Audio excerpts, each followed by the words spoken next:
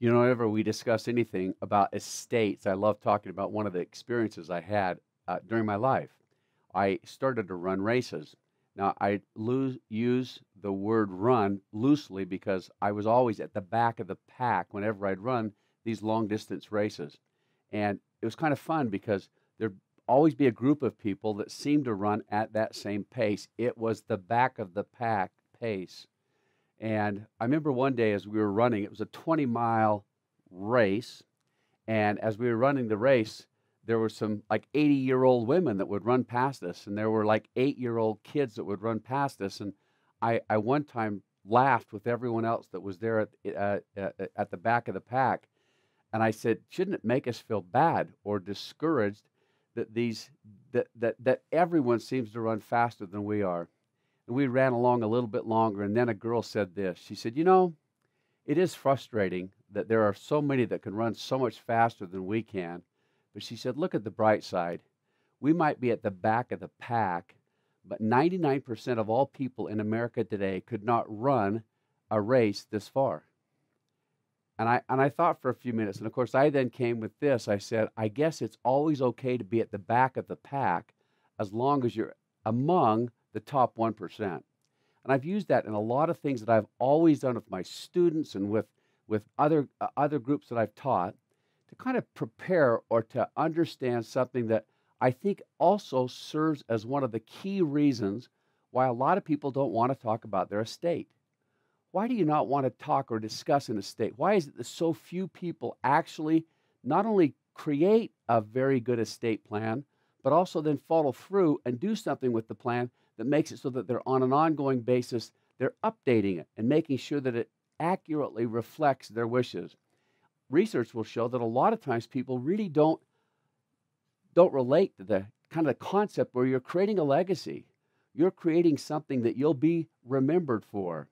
And your ability to be remembered will be largely dependent upon your ability to create documents or to create plans or to create summaries of values or to create some kind of a meaningful understanding of who you are, who you've become, and who you'll want to be remembered as.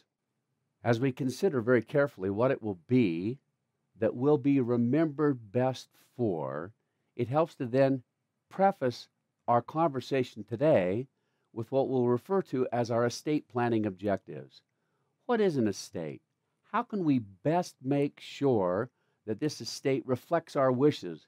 How can we best make sure that our estate becomes a legacy to those that we love dearly, that we want to make sure that once we're gone, they have access to those things that we choose to leave in their behalf, whether it's a memory, whether it's an asset, whether it's a value or a virtue. Let's see if somehow we can create in this the possibility of generating a system or generating a pattern or generating a profile of the kinds of things we'd like to do. While we talk about this, we'll talk about a number of things. The first we'll talk about is the potential of a perpetual legacy. Is there some way to make sure that somehow it won't be a legacy that'll just be spent real quickly when someone passes away, or the values, the virtues will be soon forgotten? Is there some way, at least financially, to turn this into a perpetual legacy? We'll also talk about the three estate depleting expenses, because if you've never dealt with this before, it's very difficult to understand what it is that ultimately decreases or depletes the value of an estate once someone has passed away. We'll talk about the 10 fundamental estate documents. Now, I say 10 fundamental estate documents. You see how it's kind of in quotes?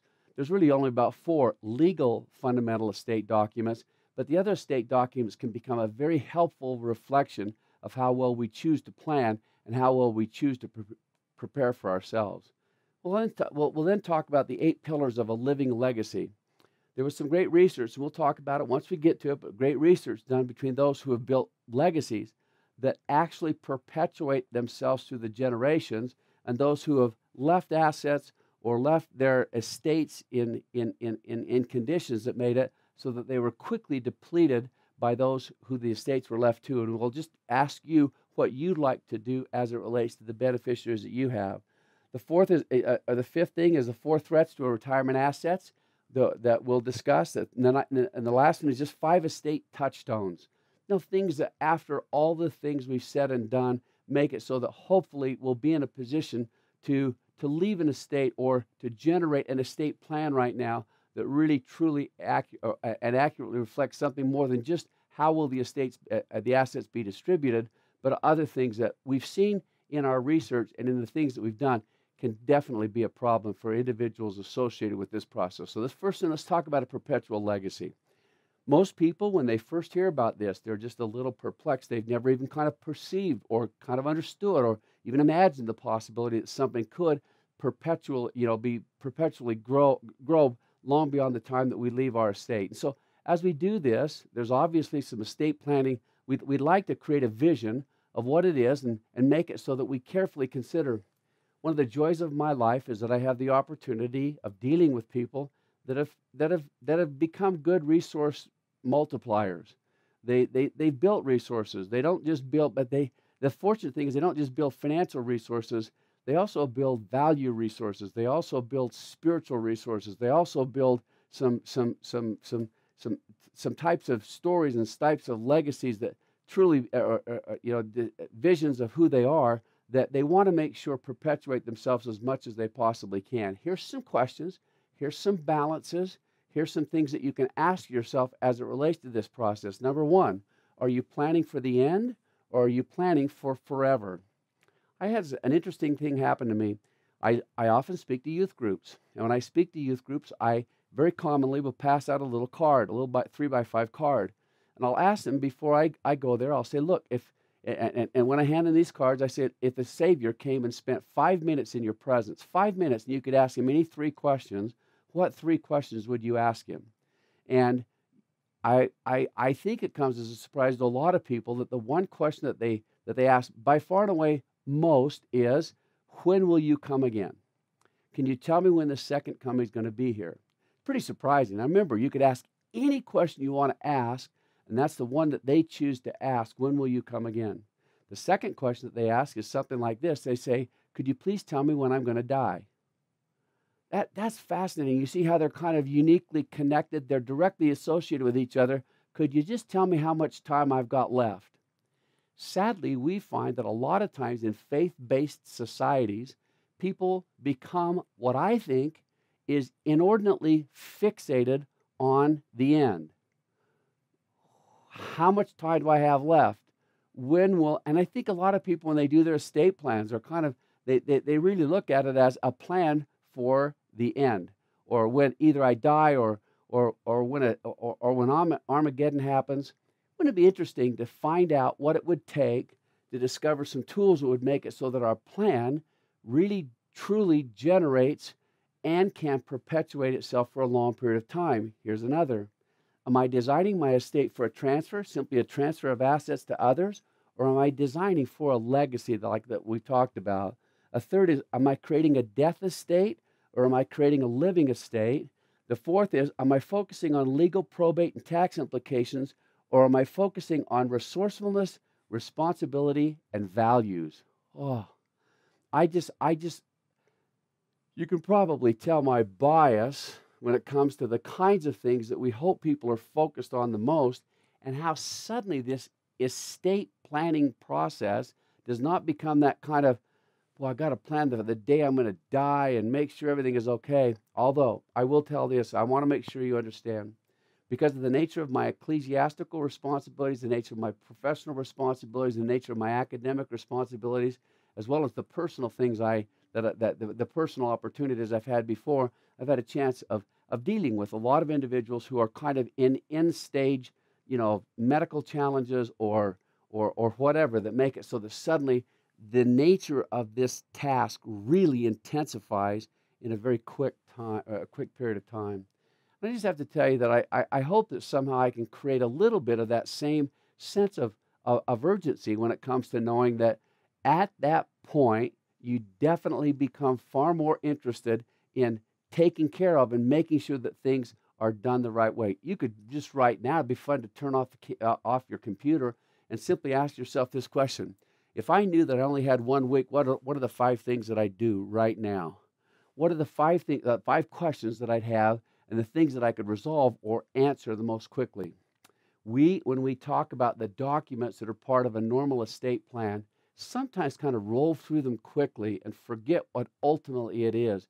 It is a checklist. It is a to-do list. It is a statement that I cannot now deliver because I'm no longer here.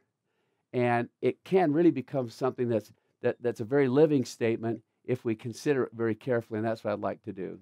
So when we say planning for the end or planning for forever, I want you to know this. It really does help to consider the possibility or the potential of being very careful in the way you go about this process. In almost every society, there's been some statement that's been created. I'll show you all of this. The Portuguese, French, American, Germans, Dutch. You don't have to read all those. That's not going to be on the next examination. So just I wanted to show how many different cultures, and there's a lot more of them, but just there's a sampling of them that have somehow said this fundamental same thing. In America, we say blue collar to blue collar in 3 generations. What do we mean by that? One generation multiplies resources very well and hands them to the second generation. The second generation, sometimes does a pretty decent job. Sometimes they can manage them reasonably. Sometimes they don't do as good a job. But for the most part, the second generation can at least moderately hang on to and enjoy the values that have been created by that first generation. By the third generation, our research shows, and it's pretty extensive research to show, the vast majority of all estates are gone by that third generation. By then, the values, the virtues, the sense of what it took to multiply those resources is long gone, and that's why somehow considering this a little more carefully might be in your very best interest. I always tell people this.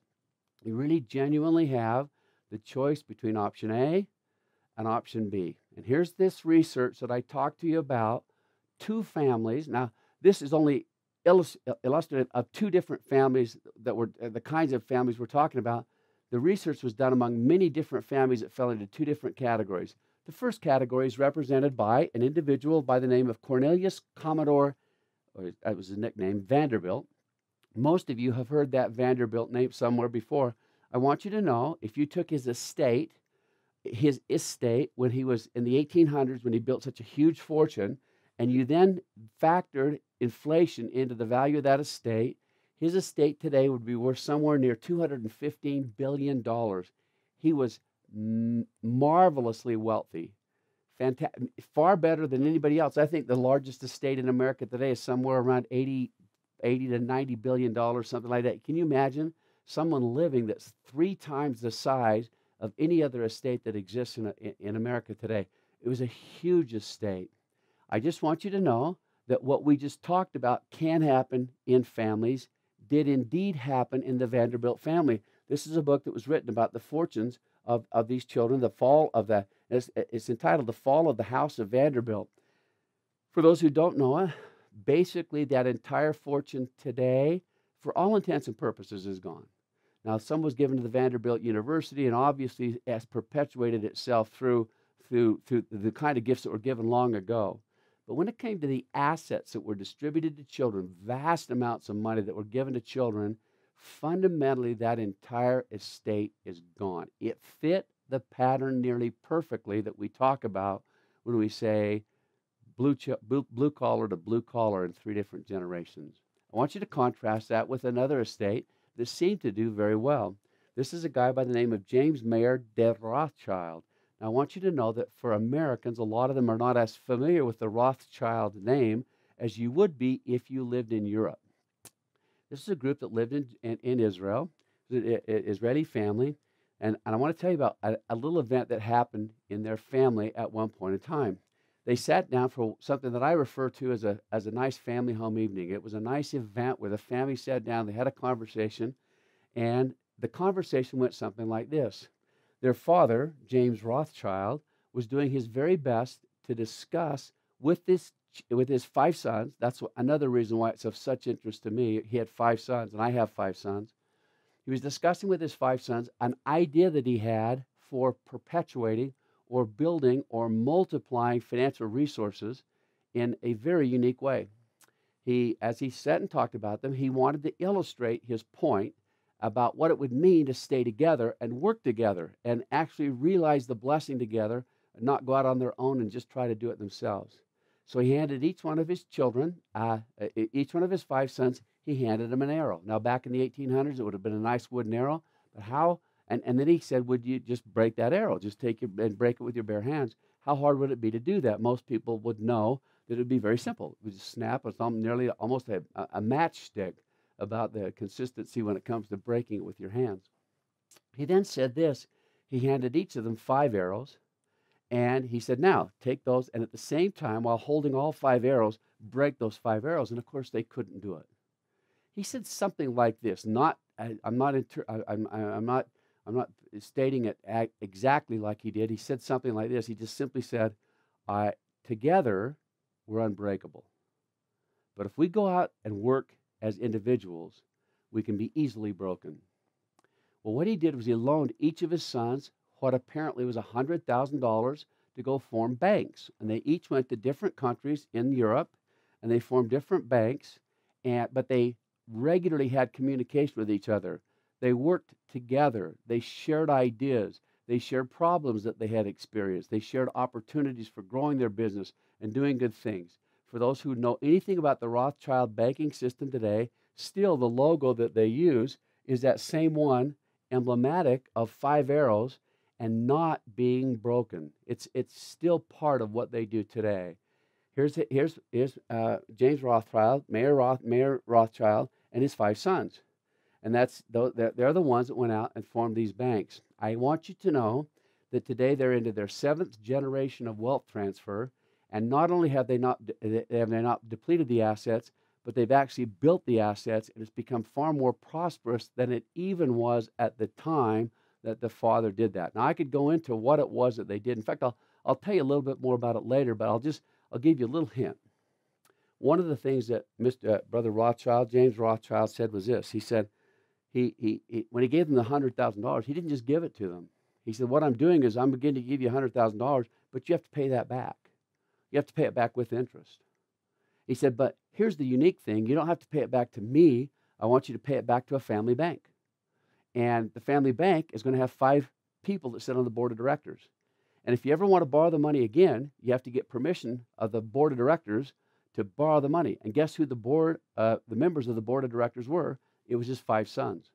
And so they learned to work together. They learned to make decisions together. They learned to actually cooperate, to be interdependent, and to create synergy within each other by the way that they worked. And I'll show you a little bit later how some of that worked. What I like to do is break this process into this process of estate. So I'm not going to just talk about once it's gone.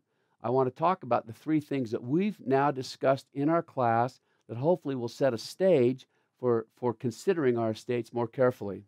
The first stage of this process of estate is building the value of the estate, setting a point of choice, knowing what it is, moving forward. That's stage 1. And in that stage, we created a very simple formula. So it's very easy to understand for everyone. Just purchasing a home, contributing 10% to the 401k, 1% to an accelerated debt reduction, and 1% to what we refer to as a $1 million choice. For those who may not have seen that before, you'll need to go back now to more money than you'll ever need, and we'll show you that formula very quickly and show you how well it would work. Once we've accumulated those resources, we reach the stage that we call our point of choice. At that point, it's very fascinating. All of my clients want to know, am I okay? Have I done all right? And so we have a little accumulator index, and we actually tell them, obviously green is 100%. You're doing a great job. You not only accumulated your resources very well, but they're still multiplying the way that you'd like them to make sure that you'll always be okay. And then, of course, it goes to the yellow and red. And so, but the key is that for you to say, where am I? How have I done in that process? Well, let's just assume something. Let's assume during the period of time that you're building that resource that you accumulate $1 million. I want to talk to you about what it would mean to turn this into a perpetual legacy. There'll be a number of different places that they will have for opportunities for you to have income during that period of time that a lot of people refer to as their retirement. We've talked a lot about them in the lectures that we've had.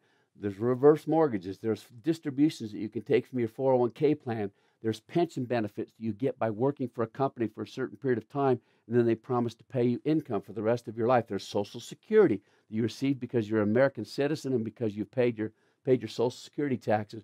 There could be real estate income if you built some real estate. And then, of course, some people, in fact, on a far more common basis now, have decided to continue to work in their retirement. So here's what we have. We have our point of choice. We have all these different types of income, but we also have this opportunity of pulling money out of the assets that we've accumulated for ourselves. How can we make it so that this asset becomes what we'll simply refer to as an inflation-adjusted source of a continuing stream of income? Watch. Let's see how we do it. So let's just say this. In the first year, it generates 10% income. So just 10% total return in my investments, and I have to know what to do with that income. What I'd like to suggest is this possibility. I'd like to suggest that each year someone consider having the cost of living pulled out of what it is that they would choose to distribute. What's the cost of living? Every single year, the federal government, through the Department of Labor, does the Bureau of Labor and Statistics. They do the cost of living, the Consumer Price Index. This is the Consumer Price Index since 1988. If you took every single year how much inflation, that's another word for it. If you took every single year how much inflation has gone up since that point in time, the average is about 2.79%. So what if in this year, let's just as an assumption say that the cost of living is at 3%, the inflation rate is 3%. What if from this 10% income, I hold back 3%, or that which is $30,000, and I let that $30,000 remain in my investable assets, and I only take what I'll refer to as the distributable amount of $70,000. Watch what happens. As I do that, that $30,000 remains. Instead of $1 million, I've got $1,030,000. And can you see what just happened? Now I've got a larger amount of assets for the next year so that I can continue to not only receive the amount of money that I got previously, but I can actually get an increasing amount of income each year so that it would purchase for me the kinds of resources or the kinds of assets that I'd like to have that I'd put in my basket of goods and services. Oh, and I know that when you first see that, that's a little complex. I'll show you how we do this later as a kind of a fixed amount, so you don't have to sit and look at the Consumer Price Index every year. But I want you to imagine this vision. Just carefully consider this possibility.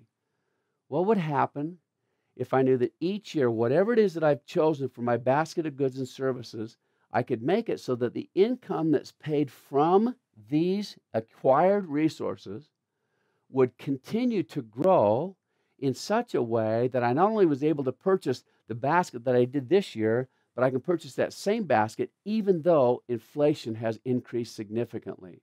So in this case, now you've heard many times before, someone will say, well, then don't take anything out of the principal of your investment. Can you see why this is even a little bit better? This is not only not taking anything from the principal. The principal sum is the amount that I originally invest. So now I'm not going to just take anything out of the $1 million. I'm going to let that principal balance grow. And as it grows, it makes it so that I can pull out an increasingly large amount of money. Now, some people, when they see this, will be tempted to say, now, wait a minute, I actually buy I've accumulated these assets so that I could spend them at some point in time in the future. That's a very noble thing. And I've heard people say, I'd like to spend the last dollar that I have in that investment the last day before I die. I think it was Mark Twain who once said this. He said, tell me the exact day you're going to die, and I'll create for you a perfect estate plan. Most of us don't know the exact day we're going to die. That would be a very difficult thing to know. And so, does it make sense that if I'm increasing those assets, increasing them on an ongoing basis, two wonderful things will happen. Three things. The first is that I'll have an increasing amount of income. The second is this, and we'll show it later in our America's Financial Future lecture. In our America's Financial Future lecture, we'll show that we believe, and it's documented through the evidence, that actually, if you adjust based on inflation, the cost of living is actually decreasing. And we believe that will exponentially grow the potential of living on something that's far less. That's kind of cool. the next thing that will happen is this wonderful thing that we'll simply refer to as being in a position where we can make decisions that are not based on old numbers, but they're actually based upon me creating for myself this pattern of thinking in the future and thinking forever, and not just thinking on some end stream or end game. We've talked about that in our lectures. So what could the difference be? So here's our inflation adjusted income forever. What if instead of taking out 7%, which is this what it is, what if we decided we're just going to increase that to 8%? If we increased it to 8%, that would become income payable to us for the next 45 years. If we increased it by 2%, it would be income payable to us for 30 years. And if we increased it by 3%, it would become income payable to us for just 23 years. So 23 years from now, all this money will be gone. And you think, well, who would ever do that? I want you to know that 95% of the financial advisors in America today will look at you when you come in and sit down to prepare for your retirement, and they'll say, for how long would you like to plan the income that you'll be receiving? Would you like to plan until you're 95? Would you like to plan until you're 100? Something like that, they'll say. And you could ask them a very simple question. You could go to them and say, but does that mean that by 95 I'll be completely out? This money will be all gone? And they'll say yes. Or by age 100 it'll all be gone. Now there are many of you who are here tempted to think that somehow you're not going to live that long anyway, and you just don't know yet what we're going to convince you of and teach you about when it comes to the way innovations and technologies are making it so that we're going to live a lot longer. So if we're going to live a lot longer, why not plan for it a lot longer and plan for it in a way that no matter how long we live, our assets will always be protected and will always be able to generate the kind of income that makes this such a remarkable opportunity for each of us. I'm going to go through real quickly different ways that some people have chosen to create what we'll refer to as just our legacy. And in this case, we've used each of those letters, each of the 6 letters, to represent one different way that I've seen individuals repeatedly choose to make it so that their income will last for long periods of time after they've gone, or their estates will last for long periods of time. The one I just described to you was just done by this, the family loan bank. This is the Rothschilds. They just set up a bank. It's part of theirs. Brother Rothschild's been gone for years and years, and still through this family bank that they created, they've now created these opportunities to have these resources built on an ongoing basis. A second could be much like we just talked about, and that is to make it so that whatever balance we have there at the time that we pass, we request that balance be allowed to not only stay there at the same balance, but also grow. It's very common when we use that word endow. We've talked about it a little bit in our class before. That's just this. When I give an endowment to a university, what does that mean to give an endowment? That means that they can spend each year. So let's say I give a $10 million endowment to the Brigham Young University, and I say I'd like you to use that to pay scholarship monies for young people going to college, and I want you to, I only want you to pay out as much as the income that grows each year. So if it's $1 million and it gains 10%, then you can pay out $100,000 for these scholarships. If it was $10 million and you paid out 10%, then $1 million each year would go to those scholarships. But you can see what happens. It then stays there forever and continues to grow forever. Well, there's a number of individuals who've done the exact same thing with their estates, but now I'm recommending for them this extended opportunity to not just endow it, but make sure that it grows over a period of time. And that's, of course, the one that we just talked about with the cost of living adjustment, the consumer price index. Another is just giving through family foundations that perpetuate strong family values. We've talked about this a number of times. We'll continue to talk about it. The research backs it up in almost every case, almost every case in every circumstance, no matter whatever challenge it is that a family faces, no matter whatever challenge it is that an individual faces. Oftentimes, the answer can come through the way you express yourself through giving to others. And a lot of people have decided that would be a good idea to do something like that when it comes to an estate. What they do with their families is they either leave all or some part of it as an opportunity for family members to participate in foundations or other kind of legal entities that make it so that charitable donations and humanitarian opportunities are created through what they give. The next one is affirming great choices or matching deductions or ways that children build. If you go back to our original HX11 formula and say buying a house, 10% to a 401k, reducing our debts reasonably and making million-dollar choices, what if a parent left something in their estate that says, if my child makes a contribution to a 401k, I'll match that. If they make any kind of a significant attempt to reduce their debt beyond what those minimum payments are, I'd like to match that. If they'd like to buy a house, I'd like to match their down payment up to a certain amount of money, so that the child is forever attuned to the reality that it's ultimately increasing or multiplying resources that will be in their best interest over a long period of time. Some choose to cap targeted expenses. I have a number of individuals who come to me and say, Brother Morse, what I'd like to really do is make it so that I can set up an education fund for my grandchildren. And I say, that's a great idea. Let me just show you one of the problems, or demonstrate one of the problems that can happen with that. What if you leave $500,000 and the first child goes to the Harvard Medical School and basically consumes nearly all of those resources? Well, they say, well, I wouldn't want that to happen. So as an example, one of the things that people have done is do things like, they'll specify something like, whatever the tuition is at the Brigham Young University on an ongoing basis, we'd like you to pay that amount or half of that amount of money, even half of that amount that any of the recipients can receive. Not only does it cap how much goes out on an ongoing basis, but it makes it so that it builds an incentive for resourcefulness and responsibility in those that are receiving the gift. They still have to come up with a way to make sure that the other resources are made available to them. The last is just by creating some kind of a yardstick for measuring systematic distributions. Most of you are already familiar with something like that. It would just say, I'd like to make it so that each year they get paid 10%, or each year they get paid 3%, or just make it so that there's some yardstick that they'll go by that will make it so that the asset could last for a very significant period of time.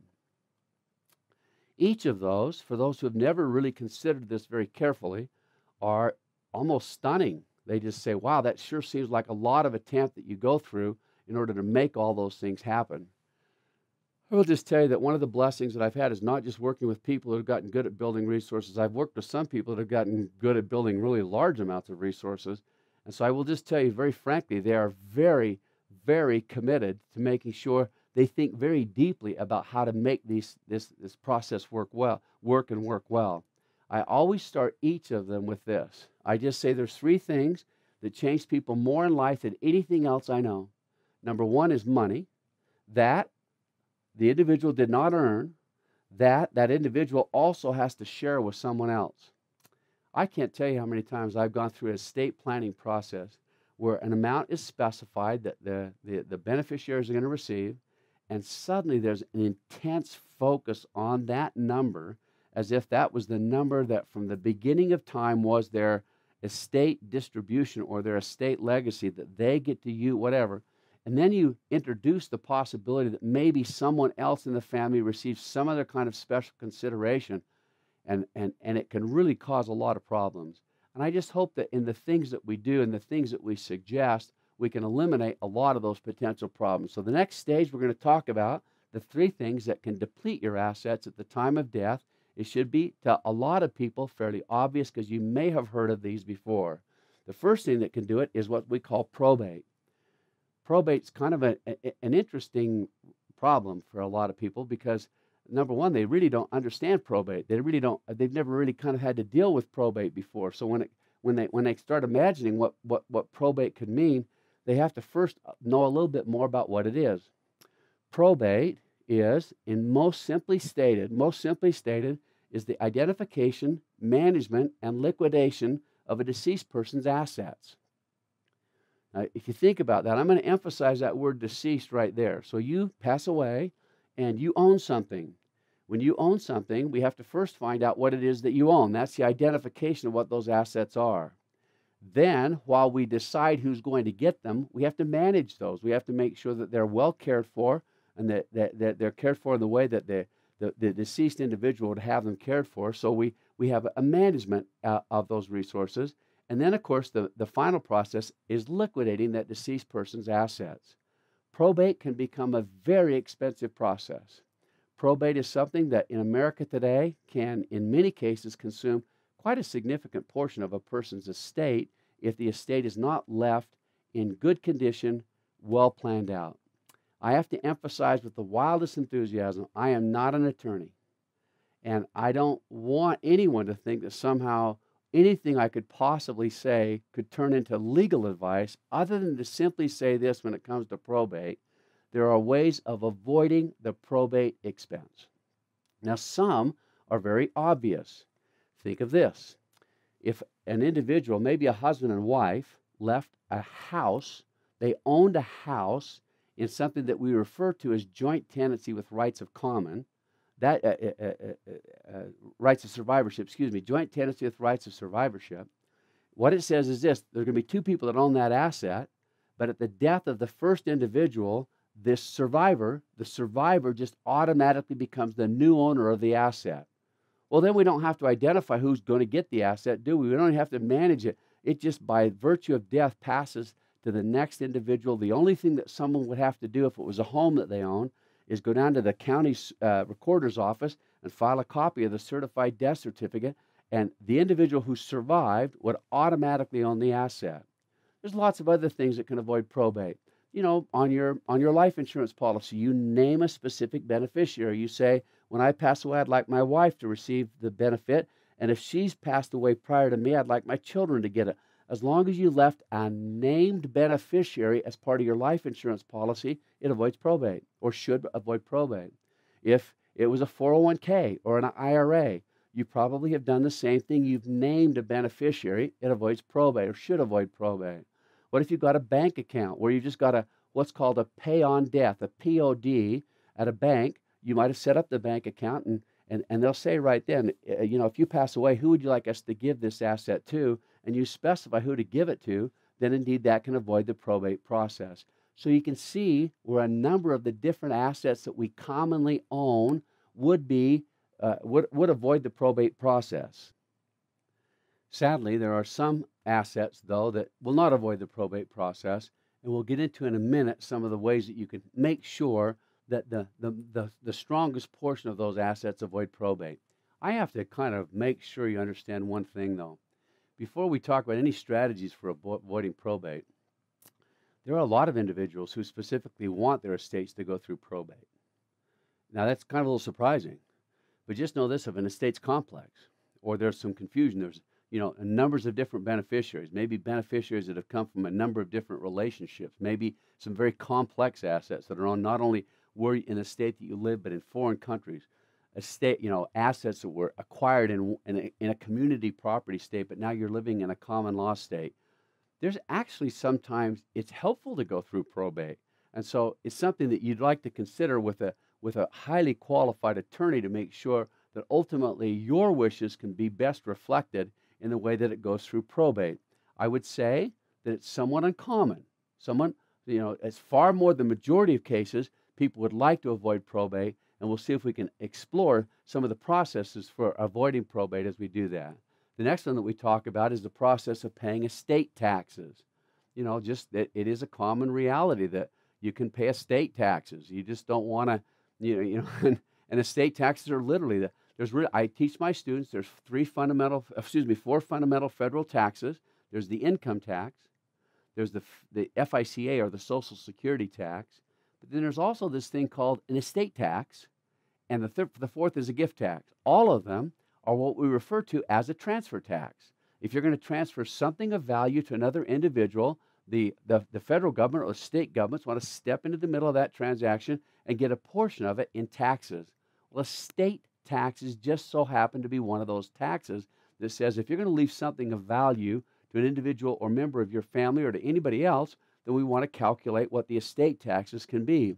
It will probably provide a lot of our listeners to a great deal of comfort to know this, that there was a large estate tax exemption equivalent passed back in 2011, 2012, that now has grown in the year 2017 to $5,490,000. Now, it's not absolutely this case because there could be some assets that don't fit into this category, but I'll just tell you this. It is by far and away the largest amount of assets that anybody transfers to their heirs at the time of death. If those assets are less than $5.49 million, then there's no estate tax paid whatsoever. So if you don't have an estate worth that size, you can sit back and relax and not generally regard the estate tax as being something that's of major concern to you. Now, of course, once you've been through our class and you've learned how to become a good multiplier, it could become in the future something that's important. So stick with me as we just tell you this. If you're married, a husband and a wife can actually pass 10. So each of them have that exact same exemption equivalent of 5.4. You can actually pass an estate worth nearly $11 million without paying any estate tax. It helps to know this. When a husband passes away or a wife, assets transferred between spouses, there's no estate tax on them whatsoever. And in addition to the estate tax of that amount, you can pass $5.49 million in lifetime gifts without paying any kind of a gift tax because they're very closely related.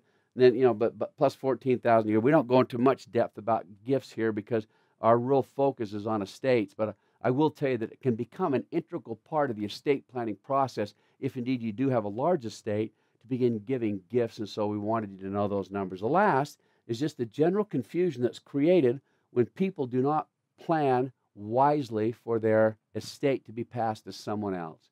Can I just suggest that when parents do not thoughtfully and appropriately prepare, it can create some problems that can definitely be a huge burden. I have to tell you, I can be very honest. When my grandmother on one side passed away, she was the last. My grandfather passed away first, then my grandmother passed away. I remember just after the funeral, they sat around. We all went back to her home. Some members of the family had come in from out of town. I was only I think I was a 13-year-old kid at the time, something like that. But I remember sitting in her house, and they read the will, and they decided what kind of personal effects would go to different people. My grandmother had very clearly laid it out and done exactly what she would like to have happen. Everyone agreed. There was not a crossword said in the experience. Many of you may have been involved in an estate distribution like that seemed to go so flawlessly, you think that all estates pass that way. On the other hand, when on the other side of our family, where the grandmother passed away first, and then it was the grandfather that passed away. He passed away back in 1976. And I want you to know that the final elements of his estate were just satisfied this year, 2017. It took nearly 40 years to make sure that everything was handled the way that it needed to be taken care of.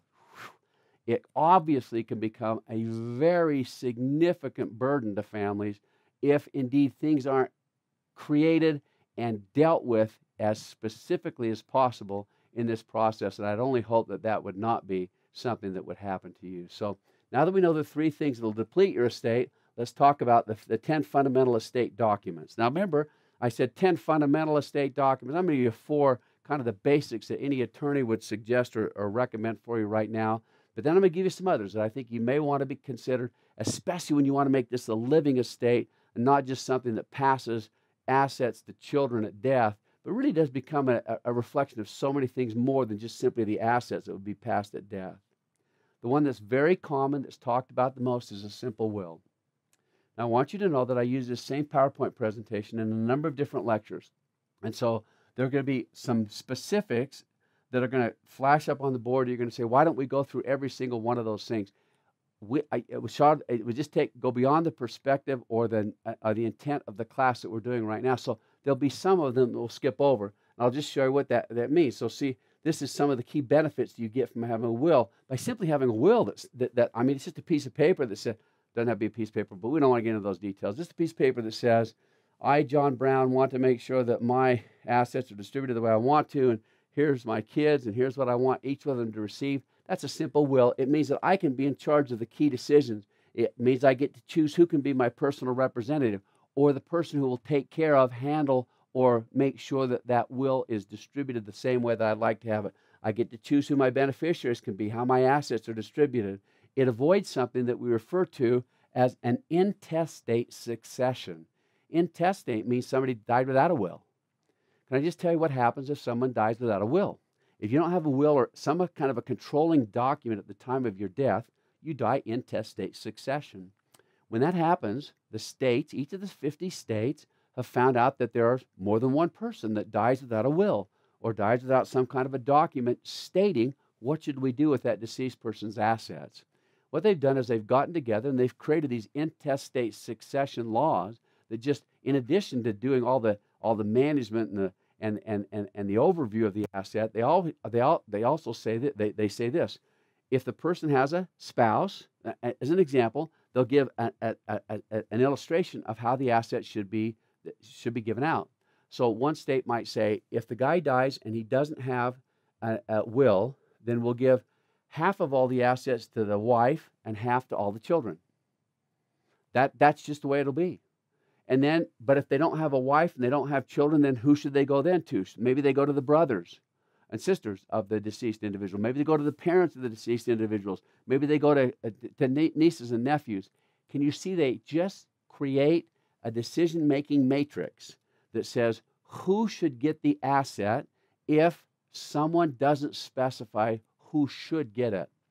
Now, I know a lot of people, when they say intestate succession, they think that somehow the state, like, so if we're in the state of Utah, the state gets a portion of that estate.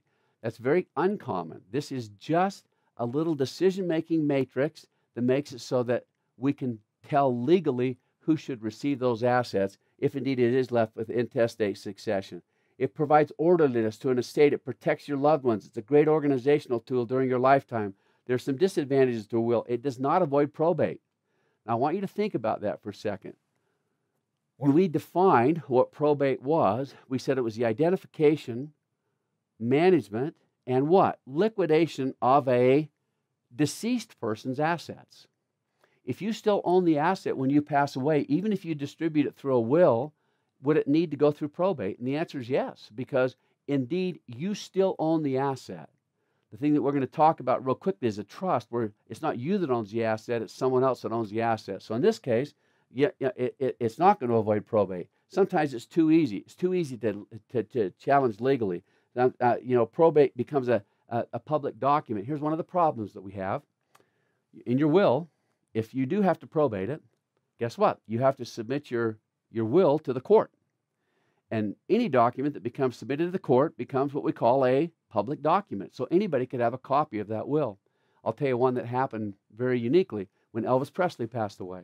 A gal went up to the county recorder in, what is it, Memphis, Tennessee? I'm not sure exactly. I'm not familiar. So whatever it was that he passed away, whatever county he passed away in, and the gal said, "I'd like to have a copy of Elvis Presley's will."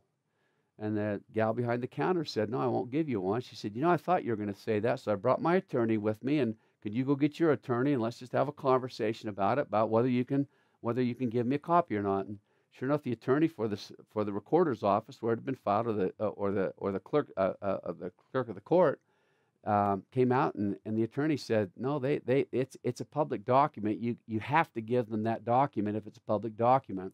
This gal printed off a copy of Elvis Presley's will. And at the time, she put a little advertisement out in USA Today, the newspaper, and said, "I'll sell you a copy of Elvis Presley's will for $50. It was reported that she made over $150,000 selling copies of Elvis Presley's will to people who responded to that advertisement in the newspaper to get a copy of Elvis Presley's will. And because we like you, because we believe that our class should be a very fundamentally valuable experience, we've actually created for you the opportunity of knowing that you can have a copy of Elvis Presley's will. We just made it possible to you there. You can have a copy of the will of Babe Ruth, the estate of Marilyn Monroe, John Lennon, Richard Nixon, Diana, the Princess of Wales. You can see all those. Here's where you can get your copies, though, for a much less expensive amount than what they paid for Elvis Presley's will. You just go to courttv.com, and at courttv.com, they'll have a whole bunch of people listed out that you can get copies of their wills. Here's another place that you can go that has a number of other wills called trivialibrary.com. I'm sure that will keep you with lots of viewing and challenging and educational opportunities for a long, long time. I would not recommend it, but some people like to go and kind of find out some of the things that people did specify as part of their will. But what's our point in that? Our point is, if a will gets probated or turned over to the court by law will make that available to anyone who comes in and requests a copy of that will. Most people don't feel comfortable thinking that somehow everything that they left in their estate and what they decided to do with it becomes a public document that everybody can see. But once again, some people do like that, and so they stick with just nothing but a will. What if you wanted to go without a will? What if, excuse me, not without a will, but what if you wanted to go with the document that made it so that probate was not necessary? The most common way to avoid probate in America today is through something called a living trust. Now, this is where it gets into a list that I don't know that I'm going to go through as quickly. I want you to just think about it. I'm not going to go through as thoroughly. I want you to think about what a living trust is. During my lifetime, instead of having an asset that I will own at my death, I transferred that asset to a living trust. I actually transfer it to another entity. Now, some people kind of hyperventilate when you use the word living trust. Trust of any kind. I once defined it to a group of students, and for whatever reason, a lot of them came up afterwards and said, I just never understood it so well. When I simply said, a trust is just a separate cookie jar. It's just a separate place that you can place an asset. I can take an asset like my home. Let's just say this. I, Scott Marsh, deed my home to Scott Marsh as trustee of the Scott Marsh Family Trust. So I just transfer the ownership of my home to this separate trust. I will tell you that it's far less complex than it could possibly ever imagine on its surface. I normally do this. I don't believe that every single estate should have a living trust, but I do believe that every single person should consider carefully with someone, a good legal advisor that can help them to consider carefully whether a living trust is in their best interests. I will tell you that I've helped settle a lot of estates, and so I've been the successor trustee, or I've been the personal representative on estates. Or I've represented clients as they were the successor, the person to take care of the trust, or take care of the will. Can I just tell you that in cases where a living trust was set up properly, it was funded properly, we'll talk about what that is in a minute, it was done according to what a good attorney would have it done, it's stunning how quickly you can settle an estate and take care of things. Let me give you a contrast. Let's assume that you left a lot of money in a will, and you pass away, and there's some immediate expenses like for a funeral. If I'm a personal representative and I have no other access guaranteed through some kind of a signature document that you've left, I literally don't have access to any of those assets until there's actually a probate of those assets done. If it's a living trust, now catch this, if it's a living trust, I can walk into a bank or any other lending institution or any other financial institution on the day of course, we'll not do the day of your death because I have to have a certified death certificate. I have to prove to them that you've actually passed away. I can take a certified death certificate into that bank. As soon as I take that in, I lay that on the table. I give them a copy of my driver's license to prove that I'm the person that I am. And then I show them a copy of the trust, which of course they'll probably already have because the guy set the account up at the bank. I have those three things. I have the certified death certificate, a copy of my driver's license, or something else that verifies that I'm actually that person, and I have the living trust that says I'm the one that's supposed to be the successor trustee. I can that day begin transacting in that trust just exactly as I would if the deceased were still alive. So I hope you can kind of sense that it really can become a quieting document. It can become a way to make sure that assets are transferred in a very systematic, logical, rational way without a lot of unnecessary complexity. So a living trust, the biggest reason is it avoids probate. Now it's not a deceased person's asset, and so therefore needs to be probated. The asset is owned by the trust. And a trust doesn't die the same time that the individual dies, because the trust is still alive. Then indeed that individual can begin working with that trust and without any necessity for probate.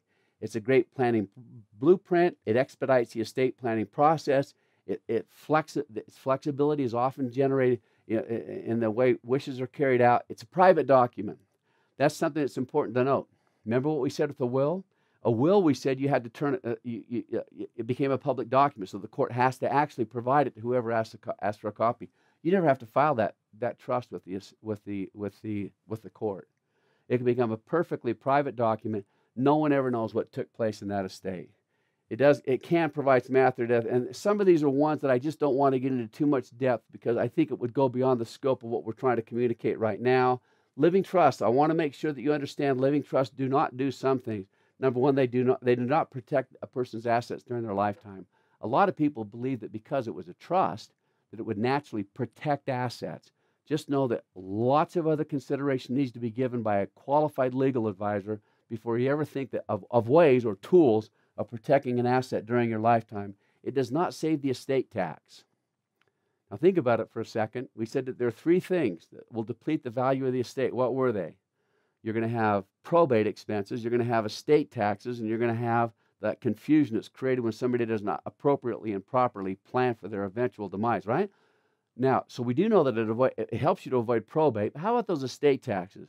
Estate taxes have nothing whatsoever to do with whether you set up a living trust or not. It could still be estate taxed. And so that would be another consideration that you'd have if you wanted to not only set up a living trust and avoid probate, but also make sure that it avoids estate taxes. You need to go into other kinds of research. Whenever you set up one of these trusts, there could be a problem happen. I've always in classes, I've just given a scenario like this. I say, Ed McMahon calls you one day and says, you won the Publishers Clearinghouse sweepstakes, and we're going to show up and provide you a check worth $10 million. You get excited, you jump up, you trip over the coffee table, and you hit your head against the door, and you die. Well, Ed McMahon called you and said, you're the owner of that $10 million asset, but you haven't yet transferred that $10 million asset to the trust. My example of the $10 million gift is obviously very large and probably not something that you would experience during your lifetime. But inevitably, there are lots of, especially small assets, that someone forgets to appropriately transfer to their trust during their lifetime. And so if it's not been transferred to the trust prior to your death, there's a little document that's simply now called a pour-over will. So you're going to still have a will. But the only purpose of the will say this. It will say, if I die and I leave some assets outside of the trust, I'd like you to transfer those assets into the trust at the time of my death, thereby making it so that they can be distributed as the trust specifies they should be distributed. One major caveat. If you do leave it out of the living trust, and it then has to be transferred to the trust through the use of that will, through the help of that will, it still would have to be probated. So it's not, a lot of people started to get to the point where they felt like, gee, if I just set up a pour-over will, that'll just transfer to the, and then I don't have to go through the process of transferring my assets to the living trust. Not so. You still would have to then pay probate, and it would give up any potential benefit that would have. So that's where it talks about how that would be the case with pour-over will. So that's the living trust and the pour-over will. The third one we'll talk about, and this is kind of related to medical situations. A living will is this. So remember, this will transfers physical assets. This will just says this: what if I develop an incurable disease? I come to the point in time where I'm unable or unwilling to handle my own estate, or not come to the point in time. In this case, it's where if I pass away, so or I'm at the point where I could pass, so I'm on life support, something like that. The living will just says, what should you do at that point in time? And so this has become very controversial. There's a lot of court cases that have functioned around this very unique challenge. I'm in a coma. Some doctors have specified that maybe 2 or 3 doctors have specified that I have no quality or chance for life. What should you do? When should you? And we've kind of all wrapped it into one thing called pulling the plug. When should you remove someone for life support and just let them go? I want you to know that a lot of people feel like a living will always says just pull the plug or take you off from that life support. Not so. Actually, a living will can be set up to do whatever you'd like to do, and this is where it becomes way too complex. So I'll just let it go real fast, and I'll just describe it to you. You have a choice. If I can turn it over to a healthcare agent, I can prolong life at any cost. I can receive care. I could actually, so go ahead. And I once had a client that did that. He said, I don't care what it costs. I don't care. I just don't want my kids to have any access to assets to make it so that they might hasten my death. Or so he had a concern with that. And so he just said, I don't care. I want you to exhaust every single asset I can. Most people, if I do fall into one of those states, most people do elect that they say if there's no quality of life, I'm in a coma, I would not live without this, without the life supporting devices, then pull us off from that. But you can. I just want to make sure that you can specify whatever the situation can be, and then you can specify if there's any kind of a, what kind of life sustaining cares you'd like to have. And so it does give you the opportunity to specify a lot of things. One of the things that can come with this that I think is very important, I always encourage people to make sure that it does say something about what should happen if I do have some kind of a, if they do pull me off those things, should you also withdraw the feeding tube? Boy, there are a lot of cases that became very popular or very famous, I guess, where they were pulled off the life support, but they didn't pull out the feeding tube, and somebody lived on for 2 months or 6 months or something like that. You just have to make those kinds of decisions if you'd like to do that. And that's very, I will tell you this, though, that every single state has become very familiar with this, and they'd actually like to see you do it. So most states on their websites will make a copy available. I've included right there a place where you can get the one from any one of the states. It's called caringinfo.org, and at caringinfo.org they'll specify the state. You can click right on it, and somehow the state has approved a group of attorneys or something like that to go out and create a living will that would be very helpful for you. What happened was, though, they with this living will, they had a little bit of a problem. And a little bit of a problem became this. What happens if you become unable or unwilling to make your own medical care decisions, but it's not at the point where we're ready to pull the plug? So somebody goes into a dementia, they go into Alzheimer's, something like that. The American Medical Association, the American Bar Association actually got together and they said the more encompassing document, the one that would give more latitude to make sure that more medical decisions could be made, was something that's called a healthcare power of attorney. And in the healthcare power of attorney, it just specifies that there's lots of different kinds of situations where we need to provide medical professionals with some specific instructions.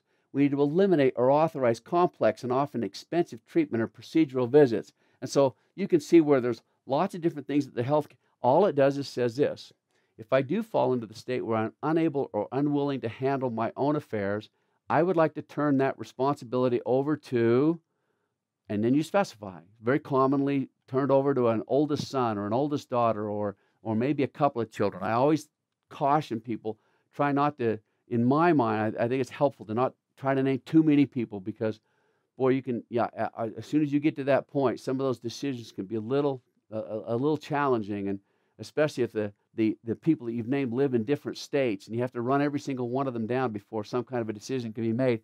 Do your very best to see if it's possible to have maybe one of your children be in charge of that. So it just minimizes potential conflicts. It's a wonderful document. It gives options and decision for emotional end-of-life decisions, and once again, it gives so many other things. I want to just move along by saying, a lot of times people consider these two documents to be the same document. So I said the four fundamental ones. The one number, the will. The second was a living trust. These two documents are oftentimes considered together, the living will, because they both, they both pertain to health care and to medical decisions and end-of-life kinds of concepts or decisions. And so they consider those two together, and oftentimes they're tied together in legal documents that an attorney will prepare for you.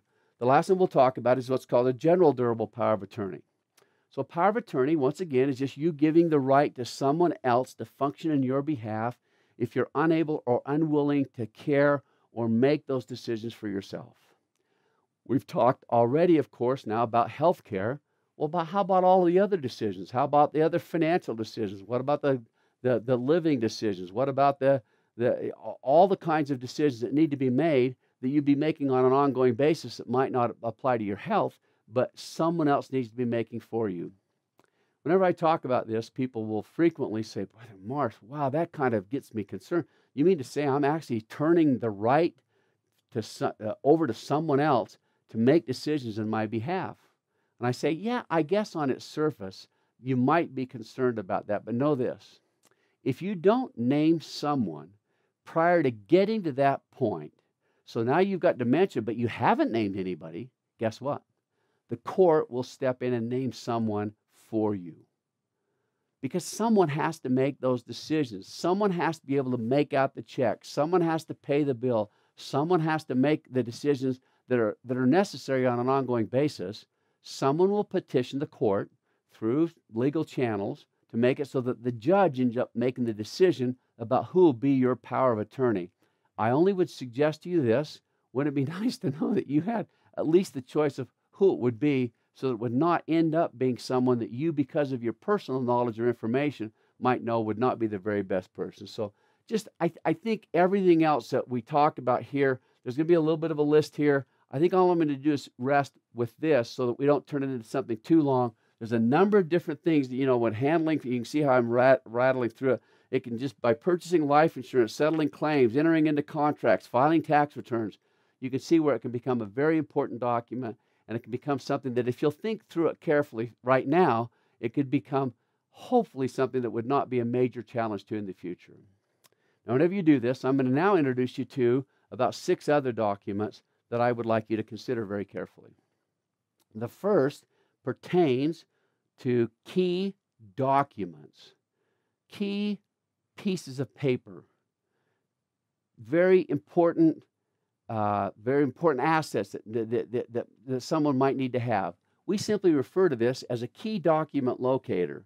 There's lots of different potential documents that someone might need to find in the event that you become incapacitated or the event that you pass away. Sadly, we've spent lots of money and lots of time in some critical cases trying to find the will, trying to find the trust, trying to find the key to the safety deposit box at the bank, trying to find do you see what I'm saying? Trying to find the title to the automobile. I just went through the estate distribution where there was a significant amount of time, and the individual that passed away was the most organized, fastidious person I'd ever known, but there were still some things that we just didn't know where they were, and so we went through significant periods of time trying to find them. Just know that the list can get very long. I highly recommend it as something that you and a spouse could do one night for a nice date. Just go out and sit and talk about, where are all those documents? And you go through this long list to make sure that you've somehow provided information that would make it so that someone who's going to handle your estate would have easy access, would not spend an excessive amount of time looking for them. And not only sometimes it is an excessive amount of time looking, can you imagine creating a will, having the trust, and having no one know where it is, and so you end up being treated as if you died in intestate succession? We wouldn't want that. There's one that we've added at the very bottom of our list that's become particularly critical on the last few years, and that is your computer access codes. On the surface, you'd never think about that before. As just part of a normal estate planning process, you think that ultimately for that individual to get access to account information, or to get access to some very important kinds of documents or information for you, they'd need to know what the computer access codes were. Now, you can always, now remember, this doesn't have to be something you have to hand to someone right now and make a, you might just place whoever you choose to be your successor trustee or your personal representative, just let them have let them have access to you could just leave them on your bank account, or excuse me, if you create like a safety deposit box at a bank, you could just make it so that they are specified that at the time of your death, if they provide a certified death certificate, they can have access to your safety deposit box. From the safety deposit, and of course that's just one thing, and you let them know, here's the bank, here's where you'd go, here's who you talk to, and you just go in there and present this, and your name will be on the account that will have access to my box. Well, they go in and they can pull out all this information. You can see how critical that would be for them. So the document locator becomes one that's particularly helpful or important for them. The next one you might find a little fascinating when we talk about this is a personal life history. Now, I know that most of you have had this discussed many times before, and why it can be so helpful and so valuable. We can talk at length about all the potential assets and all the potential healthcare decisions. But can I tell you how many heirs will tell you that the most important document that a person can ever leave is some kind of a personal life history? And it can become important not just from a personal standpoint, but it can become important based upon decisions that could come up afterwards. And so just reconsider the fundamental thing. There are benefits of writing these wonderful life stories that we're not going to get into right now, but just know that I would like to add to the list of potential documents that you leave a nice personal life history. One of the ways I've done that is this. A lot of people just can't do it because they get so frustrated thinking about writing all that information out. So I just at one point in time started to think, well, what are the events of my life? What are the things that happened? Who are my best friends? Who are the people that I grew up living it. Who are the people that had transformational impacts on my life? What are the events in my life that I feel like someone might like to know about? What are some of the funny things that happened to me? What are some of the eternally significant things that took place during my lifetime? How would I. But instead of thinking that I've got to write down an entire paragraph about each one of them, I actually went in and just started writing out just single, two or three words that would remind me of that event. Now, if I passed away tomorrow, my children, because of the stories that I've told them, would have a lot of information just there about the kind of events that to me were very critical or very important. I will tell you that I then started to do it where I'd add a paragraph or two about each one of them. And you'd be stunned how fast your personal life history begins to flow together. And I will tell you this, of all the documents we've talked about so far, that'll be the one that as you do it, you can actually get the most immediate satisfaction from having engaged in the process. So there's lots of evidence to show you'll have improved emotional health. We'll not get into all that. We'll just go on to the next one. So there's some wonderful web sources that you can get to when it comes to writing personal life histories, and you can do it on a completely free basis. The next one I'll talk about is one that we refer to as just personal letters to heirs. It's probably the one that when you first hear it, you may have never heard of it before. But I'm going to suggest it as a possibility for you. I sit down and I write a letter, and I start my letter by saying this: I didn't plan on not being able to say goodbye. I know that sounds a little strong.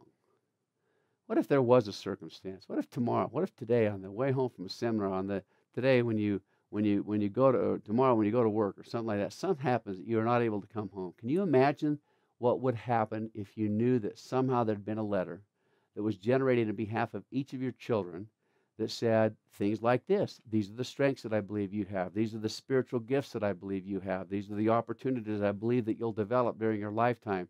These are the values and the virtues that I believe if you'll pursue them in the right way. Or these are some events that I've had in my life. Here's some funny things that I've seen in your life that you might want to be reminded of. I will tell you this: I've had a number of clients that have done this, that actually came back to me and said it's one of the strongest spiritual experiences they've ever had. I will tell you also that I know of two families where parents were involved in the same accident, where those letters had been created, and those children have said, by far and away, in comparison to all the other assets that they have, those are the ones that were the most valuable. And those are ones that you can do without spending anything for them at all. So just consider the possibility of some personal letters that you could write.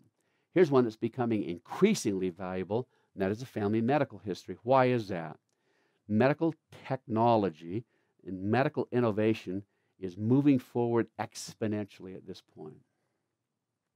One of the ways that it's moving forward most quickly is through DNA.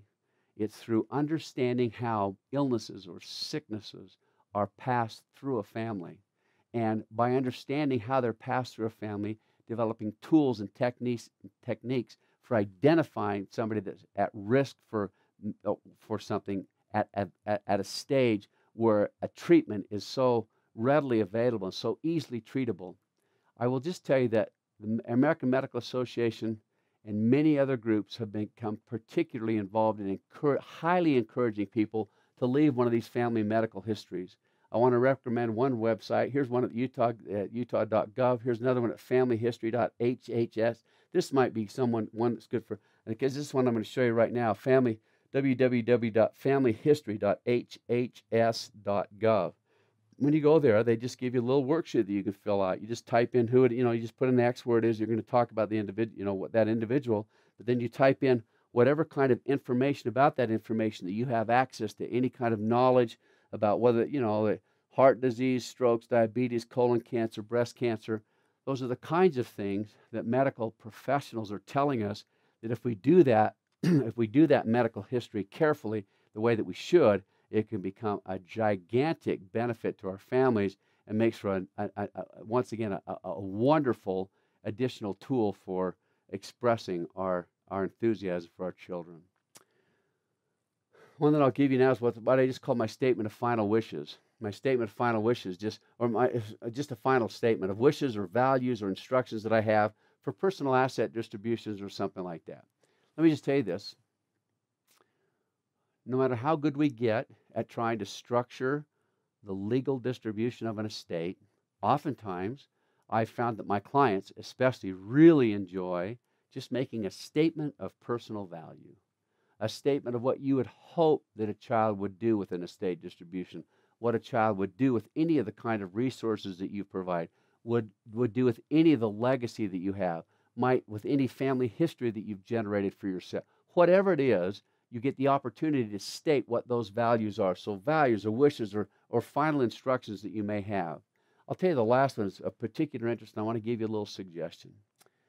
I will just tell you this, that personal assets become sometimes the most highly contested assets at the time of someone's death.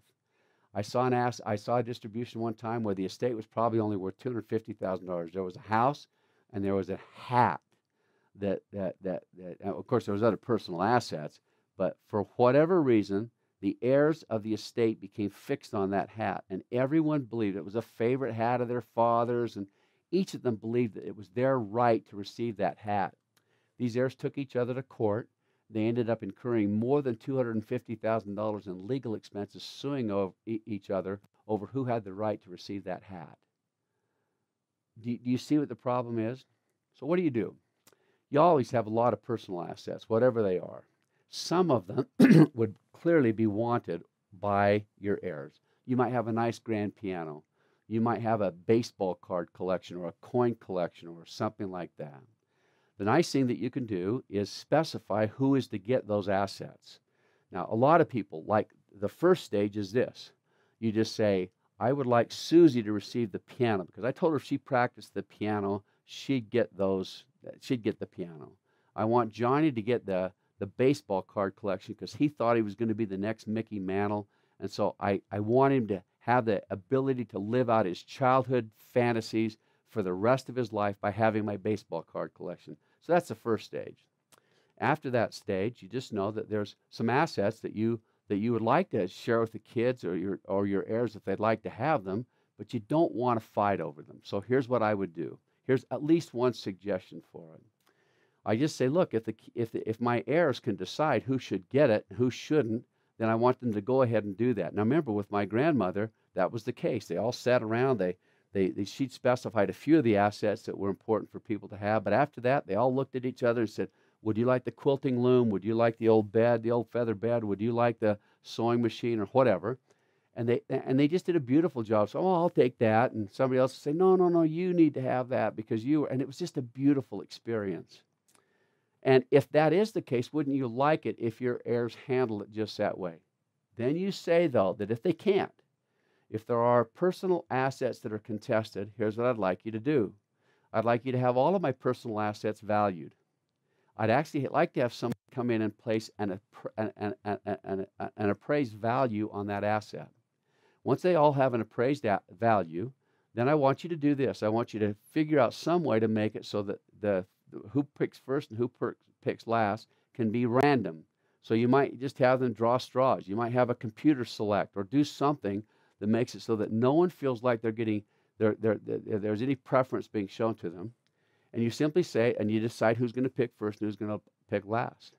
Then you say, whatever that person picks, they can have, but whatever the value is of that asset then gets subtracted from the distributable value of the estate.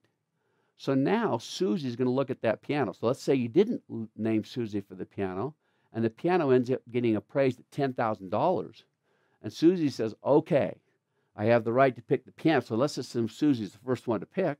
And Susie says, I have the right to pick the piano. But if I do pick the piano, then $10,000 will be subtracted from the amount that I get distributed to me. Can I tell you, I've never seen a family that messed that up. It is the most easily controllable. I'm sure I'm not an attorney again, so you can, for those who do estate distributions all the time, there's someone that could still give you a circumstance where that did not provide sufficient tools for managing those personal assets. But just for this purpose right now, just know that in this statement of final wishes, I'm going to suggest that my personal assets, I'm going to just specify how those personal assets should be distributed. With all these documents that we've discussed, there are a number of individuals who will be in charge of or will help you or facilitate the settling of the estate or the transacting of your affairs because of incapacitation or whatever else. Here's who they are. If you set up a will, then the individual who will help you that you'll be selecting is what's called a personal representative. That's either for the regular will or for the pour-over will that we discussed. Now, when it comes to personal, it used to be called an executor or an executrix or something like that, but they continued to find new ways to make it so that it was completely gender neutral, and that's how we came up with the designation of a personal representative. They're the ones that are responsible for carrying out the wishes that you've specified in your will. Now, as part of a will, now, if you set up a living trust, it'll be part of the living trust, but as part of either one of those documents, you'll also have, if you have children under the age of 18, you'll have something that we refer to as a guardianship designation. Who will take care of the children if you pass away, the children under the age of 18 if you pass away? Can I just tell you that in my experience doing this, there's probably been more disagreements and more hard feelings about that designation than anything else. I will tell you that as we set this up and we try to get people to make their way to decide through the process, it's very surprising to find out how many individuals have significant differences of opinion about that. So let me just suggest something. I want you to know that every single one of these designations are completely revocable. You can change them at any point in time in the future that you want to. The second thing is this: what are the odds that would actually happen? The two parents will pass away prior to a child being age 18. So it's most unlikely. Not that it couldn't happen, and that's why we want to make sure that you take care of it. But we do know this: if it does happen, we'd like to have that designation made. So what we're recommending is that you specify who that guardian would be. Before naming the guardian designation, I'm going to suggest something very important to you, and that is you ask permission of the person that you select. I've actually been involved in 2 court cases with clients that had to appear before the judge and tell the judge that they didn't want that even though the individual, the parent had named them as the guardian, they didn't want to be the guardian. Now, in each case, it was for very clear reasons that if you knew the situation, you know why it was important that be the case. It was actually in the best interest of the children to not have that guardian. But can you imagine the heartache that brought when a sister in one case and a brother in one case had to go before the judge and say, that's not what I would like to do. Make sure that when you specify, when you finally conclude who the guardian is going to be, ask for their permission before doing that. I will say also that it's important to kind of make sure that whoever it is that you specify, they reflect who it is that you've, maybe the same values that your children have, maybe the same kind of financial background or situation that your children have been, have experienced during their lifetime, maybe the same kinds of church environment or whatever. All those things should be taken under consideration when it comes to naming this guardian designation. Just make sure that when you do it, you get the person's permission prior to doing it. The trustee is for the living trust. You will be your first trustee, usually is the case, and then your death, there'll be successor trustees, and that's what we call them, a successor trustee. If it's the living will, the one that designates, if you pull the plug or whatever, we call them an agent or a representative. And on the last 2 that we talked about, the healthcare power of attorney and the general durable power of attorney, we call that individual that you're going to specify the power of attorney. So I would just highly recommend, before going to an attorney, you sit with your partner and make sure that you've very clearly laid out exactly who those people will be, because that's the kind of thing that would take the most time with legal counsel, and you might run up a lot of expenses just simply trying to make those decisions. If you can't make the decisions, let the attorney help you do it, but just know that if you can do that prior to going, that would be very helpful. The next thing we want to talk about, and I want to make sure that we specify exactly how this works. This goes back to that research that was done about families that perpetuate their estates through legacies and families who the estate actually becomes a cumbersome burden to. Most of this research was conducted by an individual I'm personally aware of, J.R. Knight, who has Family Wealth Advisors. They did a lot of research. They published their research. It's been well received. And they really had a reception throughout the United States. It's been very significant. And all they did was this. They said, what are the 8 things that we recognized in families that made it so that we believe that it was a significant contributing factor in that estate being treated as a legacy or becoming a legacy and not just becoming something that was a burden to their children. So let's go through the 8 pillars of what we call a perpetual legacy. The first one that we talk about is simply this. They found that the family had what we refer to, and we've talked about it in so many of our classes, my students get tired of talking about it, a mentor. A mentor, somebody that they could go to on a regular basis, that they could talk to, they could relate to, they could understand, they could benchmark their success or their progress in each of the things that they did. Families that have perpetual legacies are those that recognize that rarely do we do this all by ourselves. It actually is extremely helpful to have those individuals that can be strong examples of mentors in their relationships. So I want to tell you just a quick story about one that became an important one to me as it related to the work that I did. I was teaching a class at education work at BYU one year, and a husband and a wife walked up to me. And they just the most delightful individuals. They explained to me that the husband had terminal cancer and that the doctor had told him that he only had a short period of time to live, and they asked me if I would consider with him the possibility of helping to settle their estate and to then help the wife with her ongoing financial, the management of their estate for a long period of time. So I did. But in the meantime, this individual he had such a strong impact on me, so wonderful. And I just wanted to tell you a quick story about him. This individual was an LDS bishop. And he told this story. He said, during my lifetime, I always found this story to be particularly helpful to me. He said, when I was a little boy, I was about 8 years old, I wanted to make money. And so he said, the only thing that was really available to me at the time that I thought of was selling newspapers. Now, young people today would not really recognize this. They've probably never seen this happen, but those that have been around for a while will remember when there might be an individual when you're going to work in the morning that would stand out on the street corner and they'd sell newspapers. They'd just hold newspapers and they'd sell them to you for 10 cents a piece. And and because business people were very busy and because they didn't have the internet and other tools for receiving news like they do today, they'd buy these newspapers, they'd go to work. Little boy was a curly, floppy, blonde-headed kid, and so he'd stand there and he just had the most infectious smile, but he's so young, he describes, he couldn't even count the money. So he just hold the money up in his hand like this, and then he'd just smile at people as they went by, and they'd buy these newspapers from him, and he'd quickly sell out. He'd quickly sell all the newspapers that he had. He said it was the perfect job. Created all the opportunities. His father had left the family years before that, and so he just didn't have a lot of opportunities for income, and because he was young, this provided everything that he needed. And everything worked very well until one day, two 13-year-old boys found out that he had a pocket full of money after he'd thrown these newspapers, and they chased him down on 3 separate occasions and beat him up and took his money. And, come on, you can imagine that. That would be a very frustrating thing. And so he went home and he told his mother about it, and his mother said, she said, I really can't do that much. I don't have a father around to help you or protect you. And so all I can really recommend is that you pray and see what your Heavenly Father would suggest is a good way of doing this.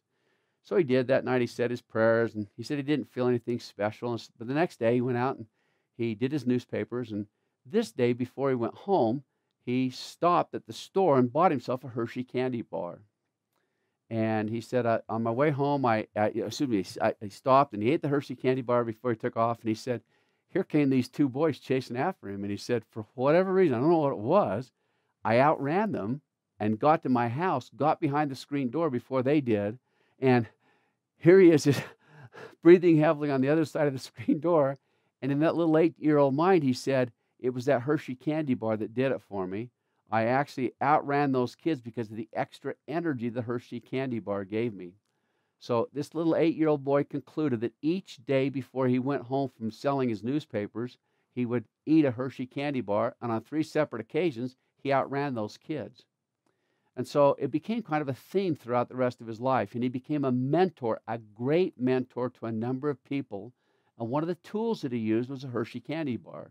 He simply said this: if you have a problem, whatever the problem is, and you pray and you ask your Heavenly Father for some kind of a solution to that problem, then you work hard, your answer will oftentimes come through things that are so small and so insignificant, but to your Heavenly Father, He knows those are the things that will actually help you to be successful. He became a motivational lecturer. He's a sales manager for a group that became very, very successful. And he'd always share that story about a Hershey candy bar. In fact, he said that he would keep a box of Hershey candy bars in his desk drawer. He said, whenever I got discouraged or frustrated, a little demoralized, he said, I just open that drawer, I'd eat a Hershey candy bar, I'd go back to work, and that's all that it took. He became so good at it that to all those that he mentored, that he helped, and he kind of gave some guidance or counsel to, he used that Hershey candy bar as a way to help them to see the tools of making great decisions and actually then benchmarking your success that you have in whatever you're doing. When he passed away, we got everything taken care of, and his wife wanted to show me something that was of particular significance. When she had his tombstone created, she had created on it a little boy with a Hershey candy bar.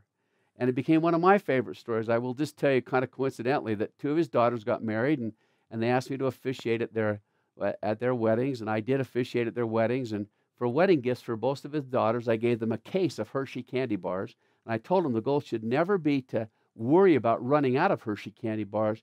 The only thing you should worry about is not eating the Hershey candy bar when you know you should be. So it became kind of a nice theme for him, and it was just a way that I have of reflecting with my students on the power of great mentors and people in your life that really can have an influence on you beyond what you would experience if you just stay within a very closely knit group of people. Just their research showed that individuals that did this, that got good at perpetuating their wealth, had families that strongly relied on these great mentors for examples.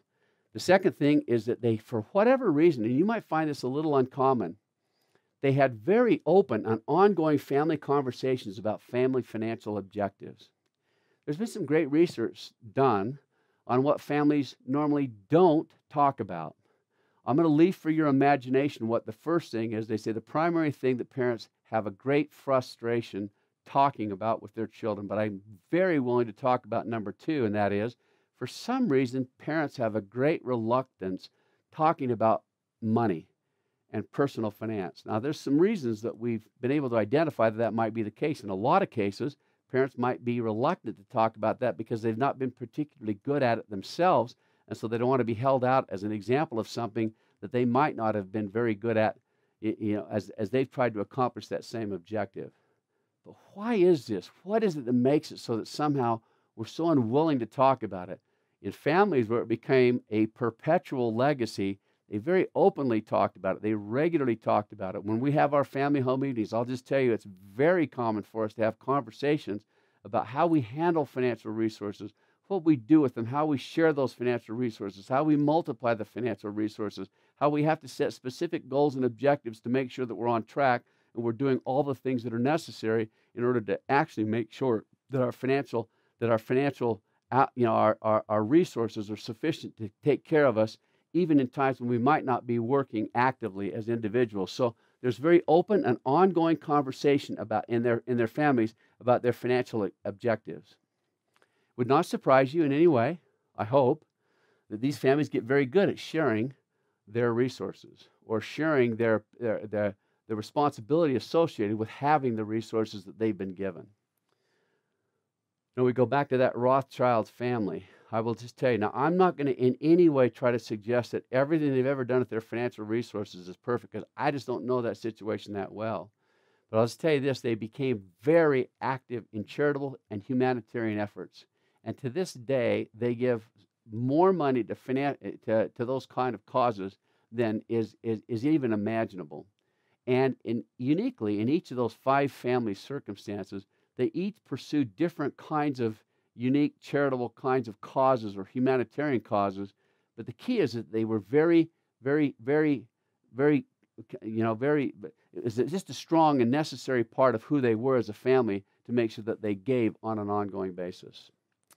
We did some research with the students here at BYU, with families and I asked the students, I said, do you know anybody that's become good with, as a multiplier, as someone that you kind of respect, as someone that probably did a good job managing their financial resources?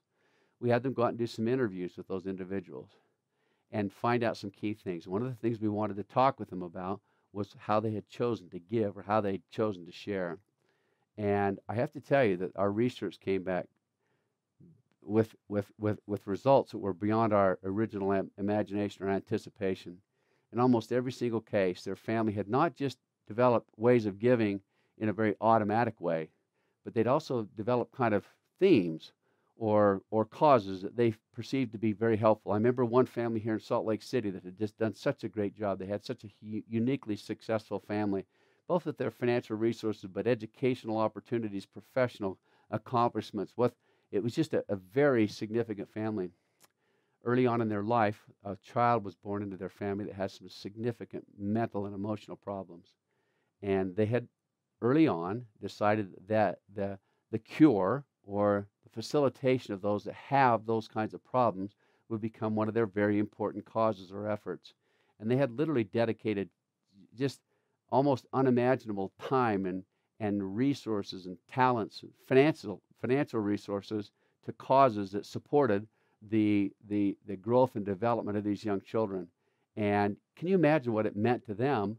And then recognize that in the research that was done through the family wealth advisors, they did the same thing. They found out that all these families, once you learn, when you're alive, once you help your children to learn how helpful it is and important it is for them to give and share those resources, it obviously is something that will make it so that when they have them, they won't see them just as a tool for somehow ingratiating their own lives, but also helping other people's lives. They have a tendency to take care of those resources far better.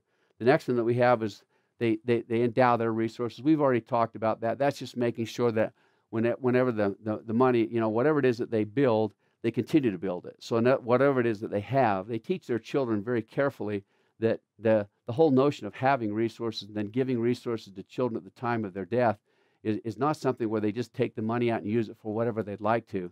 They actually learn to build those resources. We've talked so much about this concept of endowing a resource and making it something that gives for long periods of time. We've covered enough that it's not necessary to go through it again right now, other than to simply say that it's a very important part of what they perceive to be the track record of these individuals. The next one is higher education. One of the books that we use in our class, in fact, one of the lectures that I'm going to do that we'll have available to you is one that's called a lecture I have about the millionaire next door.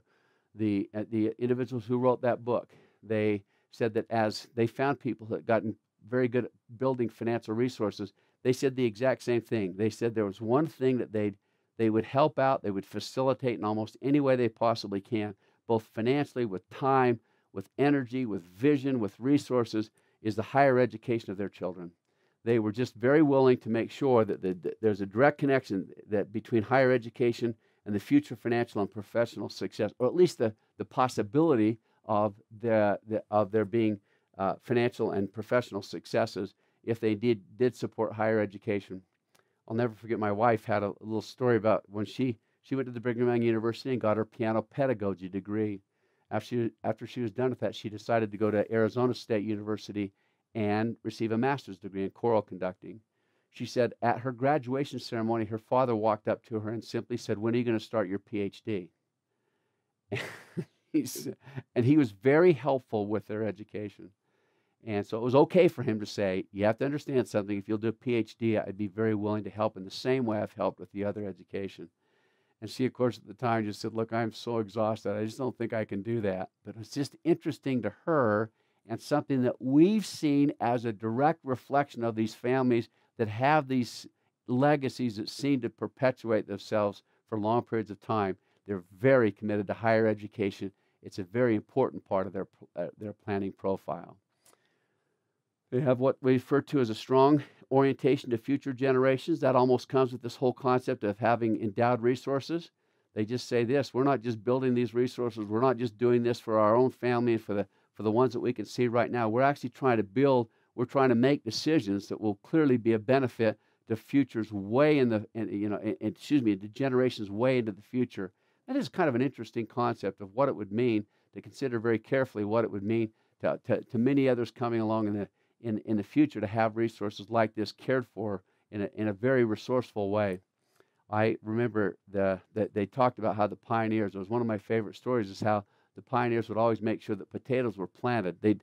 Before they'd left any kind of a site that they were working on or that they had passed through, they would stop and plant potatoes because they knew there'd be other people coming along in the future that would benefit from those potatoes that have been planted. And I just think that's such a unique thing that somehow we're very carefully building, not only for the generations that we can see right now, but for the generations that will continue this for us. So they just had a very strong and empowering kind of a vision of what it meant to be very committed to these future generations.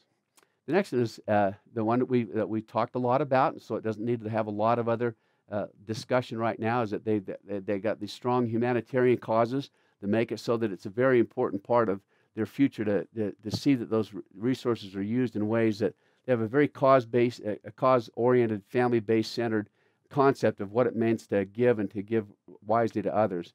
The last one is one that you might find a little surprising, but I want to spend a little bit of time talking about because we've developed a capacity to deal with this not only academically but professionally.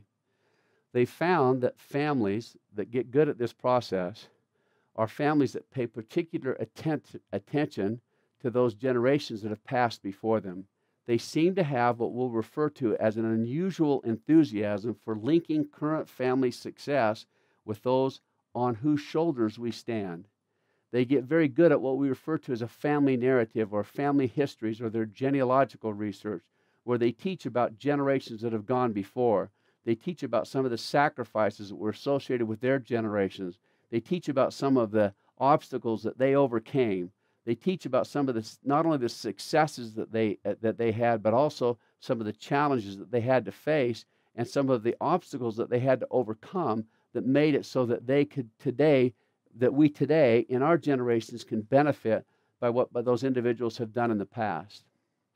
It comes with a very strong emotional sense because my ancestors were such a critical part of who I am. We spent a lot of time discovering and why their lives meant so much to us and why we benefited so significantly from that. So I'll just show you a quote that came from this individual that did the research. He said, "It has been our observation the families that actively teach and inspire their children with stories and facts from family history have beneficiaries who are more responsible and resourceful with the estate assets that they receive." So it might have been surprising to see it when we first started talking about family history or the family narrative, as we like to call it. But I think when you see that and you kind of put it in perspective and you say, you know, when they understand that they're part of an ongoing chain, they're only a link in an ongoing chain of a number of different generations that have made these things possible and made these resources available to those who are here today. I don't just mean financial resources, but educational resources and professional resources and all the things that can come from generations that have gone before us. They have a deeper sense of who they are and what and why it is that it's so important that they utilize those resources in a very reasonable and fair way. You can understand why it's a very helpful and a very necessary, it can become a very important part of this process that we discuss.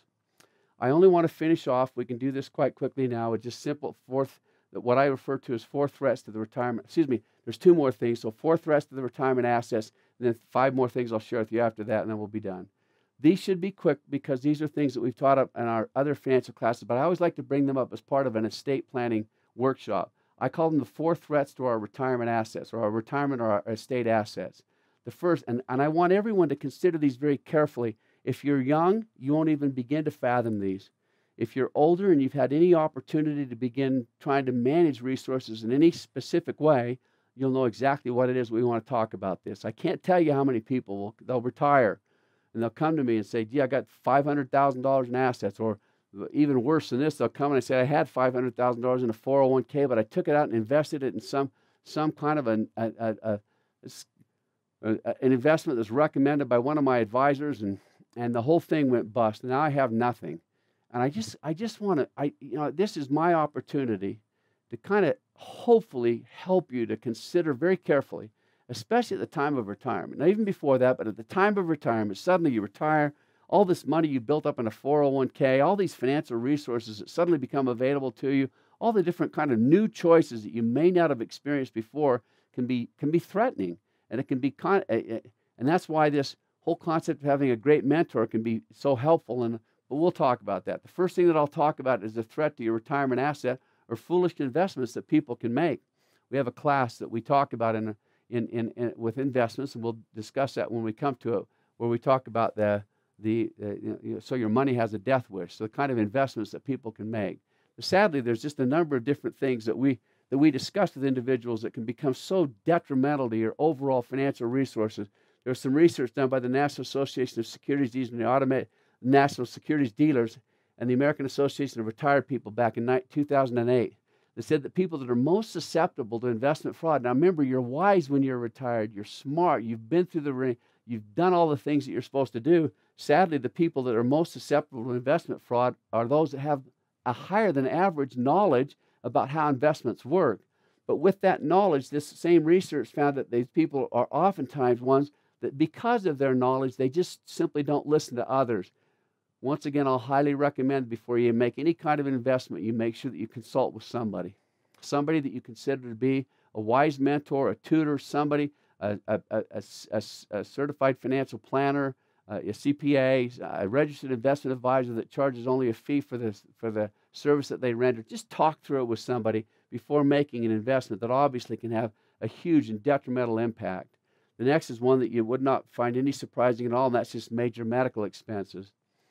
We, in America today, have not yet conquered medical expenses and the increasing cost of medical expenses.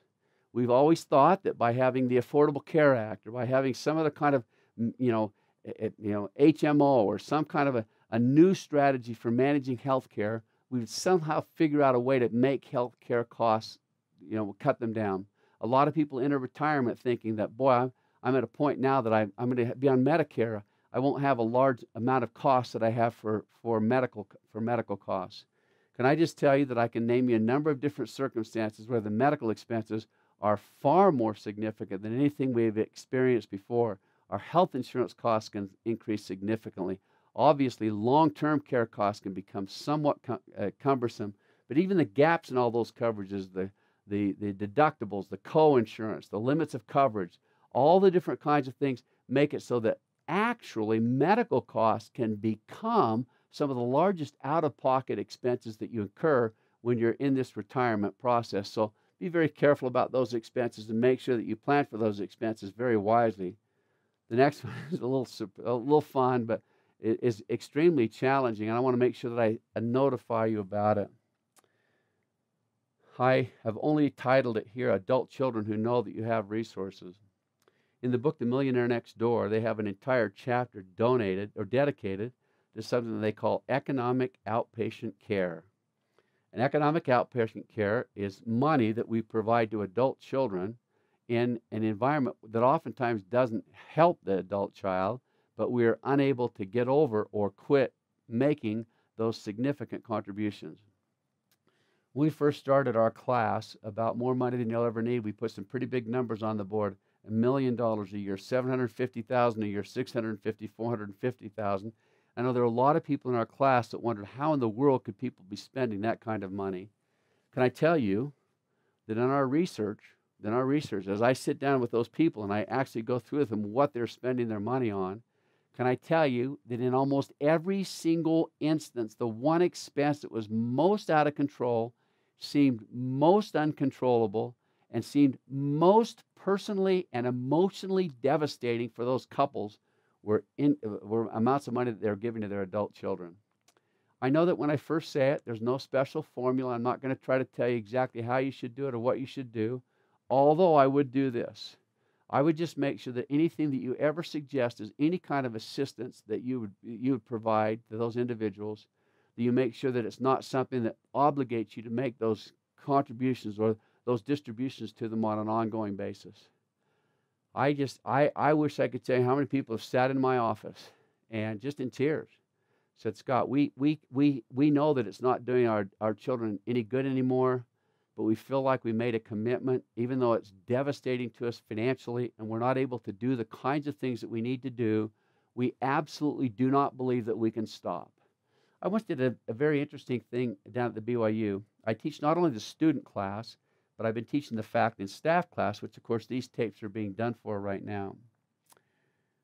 When I ask my students this question, so without them knowing why I'm asking the question, I say something like this: what if you had a parent who commits to pay for your higher education? They say something like this. They say, if you get good grades in high school, I'll pay for your college education. That's not an uncommon thing for parents to say. I say, what would happen if so you got the good grades, you got into a good school, come time to pay for your education, but we find that the parent's financial situation by that time is not as good as they thought it was going to be. How many of you think that the parent is still obligated to make those payments for your education? Think for yourself. What percentage of all the students said yes, they're still obligated? What percent said no? Only 15% of the students said that they believed that their parents were still obligated to make those payments. Now, the unique contrast came when I asked my faculty and staff, those who are now parents or more likely parents, those are the ones who have perhaps made those decisions or those commitments in the past. I asked them, are you still obligated to pay? So I asked the exact same question using no different kinds of a background for why I'm asking what I'm asking for. 85% of it just flips completely around. 85% of the parents said they're still obligated to make those payments. Just consider for yourself. Now, I'm not going to try to tell you whether you should make payments for kids or not. I will just give you one of the strongest caveats you'll ever know. You lock in at some point in time and say, I'm going to pay for this, I'm going to pay for education, I'm going to pay for this, I'm going to co-sign on a loan for a large house, I'm going to co-sign on a business, I'm going to go into, I'm going to do something else that's pretty irrevocable and establishes some kind of an obligation on a long-term basis. You've entered into the twilight zone of personal finance. And I'll just tell you this, if you know how many couples today are it's just sheer anguish to try to imagine what they can do now that they've entered into those contracts with those people. I'll just suggest that you ask yourself the very fundamental question, what are our financial obligations to our adult children? And between you and your partner, you decide, what are the obligations? What are the things that we're going to obligate ourselves for? Try in every way you possibly can. I know that all parents like to do something. They like to give on some kind of a basis. If you can find some way to try to turn it into not something that the child perceives as an obligation, and that can be turned into something that might be given once or twice or something like that, but never been given in some kind of a pattern that would make it so that a child starts to anticipate the next kind of a distribution or the next kind of a payment. I'll just suggest to you that ultimately those kinds of situations where you set that up can become one of the largest single burdens that you can ever experience, and I wish you could only know how many parents ultimately become devastated financially because of those. And it's like I said, that's in the book, The Millionaire Next Door. You can read about economic outpatient care and why it's always helpful to have others help you with it if at all possible. So the last one that I'll talk about when it comes to the threats to your financial security is just what we refer to as inexperienced liquidity. Now, when I talk about inexperienced liquidity, I want to see if you can relate to this. I've worked for a company for years. I built up $500,000 in my 401k plan. I suddenly retire. So now all these years that money has been relatively unavailable to me because, number one, it was in a pension plan, in a 401k plan. And number two, in order to have access to it, I'd have to pay a substantial early liquidation penalty and may even have to separate myself from service from the company. There were lots of safeguards that made it so that when you needed some extra money for something else, you didn't think, well, I wonder how much is in my 401k. It's just something that was just never a part of your consideration. Now you retire. Let's say you're 62, 63, 65 or something. So the magic deadline has passed, the 59 and a half. So anytime it's in a 401k or an IRA, you can't pull it out until age 59 and a half without that 10% early liquidation penalty. Well, now you don't have the 10% early liquidation penalty, and it's suddenly accessible. It's just there. I just have to tell you of the countless number of situations that I've been exposed to where people in good faith, with good hearts, with what they perceived to be good sound judgment, ended up making a poor investment decision or pulling it out for some other major expense or something like that. The United States Congress has looked at this a number of times, and there have been many attempts to make it so that if it was money built up in a 401k or an IRA, you had to annuitize it when it came time to retire, meaning you just had to accept monthly income or something like that.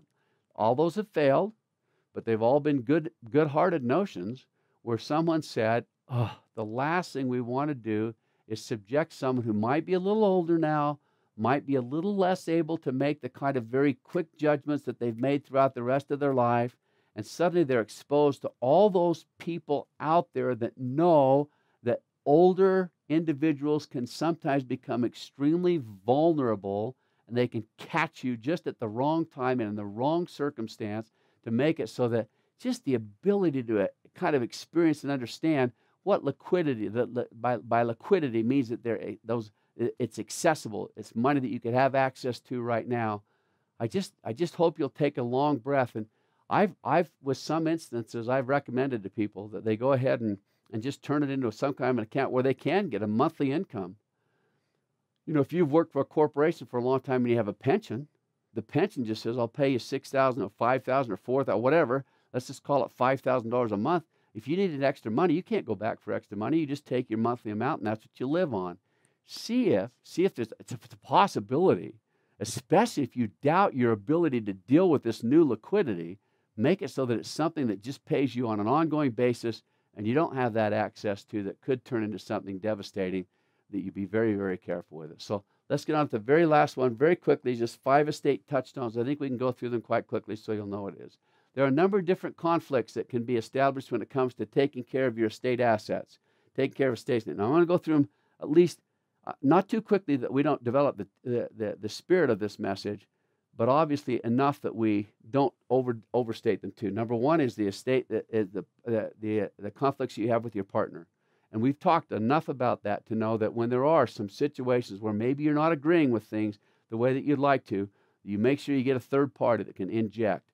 Third parties or mentors can never be overstated how much they can help in a situation like that. Children, how much can, how much more time can we spend talking about the potential problems that are associated with children that have high expectations, or children that one of the things that's happened, and we'll talk a little bit about it here real quickly, and that is making sure that children or potential beneficiaries are not also listed as a personal representatives or successor trustees. Many instances have arisen where that can become a real problem. Our next is one where I have a little fun with it, but the research will show that it needs to be discussed very clearly. I've seen research that would suggest that the majority of estate problems come not between your children as it relates to them dealing with each other. It's their spouses looking over their shoulder and saying, now, are you sure you were cared for just the right way with this? And it's actually in-laws that can create some of the biggest problems. I have something I always commit my students to at BYU. I say, how many of you here are already an in-law? And most, a lot of their hands will go up. How many of you here will one day be an in-law? And of course, then everyone's hands go up. And I say, all right, now, I'd like to make this proposition. When your spouse's parent passes away, the parent where the estate will finally be distributed, what I'd like you to do is what? And they all laugh and just say, go as far away as you possibly can. And I say, that's exactly what I wanted you to say. Don't get involved in the distribution at all. Don't suggest anything. Don't recommend anything. Don't try to second guess anything. Just stay away and let the beneficiaries and the others take care of whatever it is that's happening. Just be one of those that can avoid the very obvious problems that can take place with in-laws. We've talked about guardians and making sure that you ask the guardian's permission before you name them as a guardian, and that you sit down with them and talk with them. It might be helpful for you to leave a little letter for them too and say, obviously we didn't expect this to happen, but these are the 10 things that the values that we'd really like to have perpetuated in our children's lives, or 10 things that we feel like could, you see what it could just a good healthy list of the things that you'd like to have those guardians do. We just talked about that, but I want to make sure you consider this possibility. In the book, The Millionaire Next Door, that we've already discussed, there's 3 or 4 pages about just this. It's become increasingly the case that people with larger estates have found the value of not naming a beneficiary as a personal representative or as a successor trustee or as a power of attorney. Now, remember who they were. Those were the third parties that were going to help you settle the will or settle the living trust or administer the living trust or take care of the power of attorney, for either general durable power of attorney or the health care power.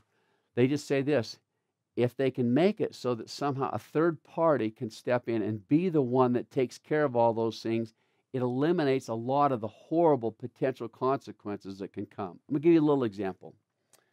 You know, mother and father pass away, and they say the oldest son will just, you know, they're going to name him as the personal representative, and we have a business that we'd like to share with our children, that kind of stuff, so we'll let him run the business, and we'll let him pay the children or something like that.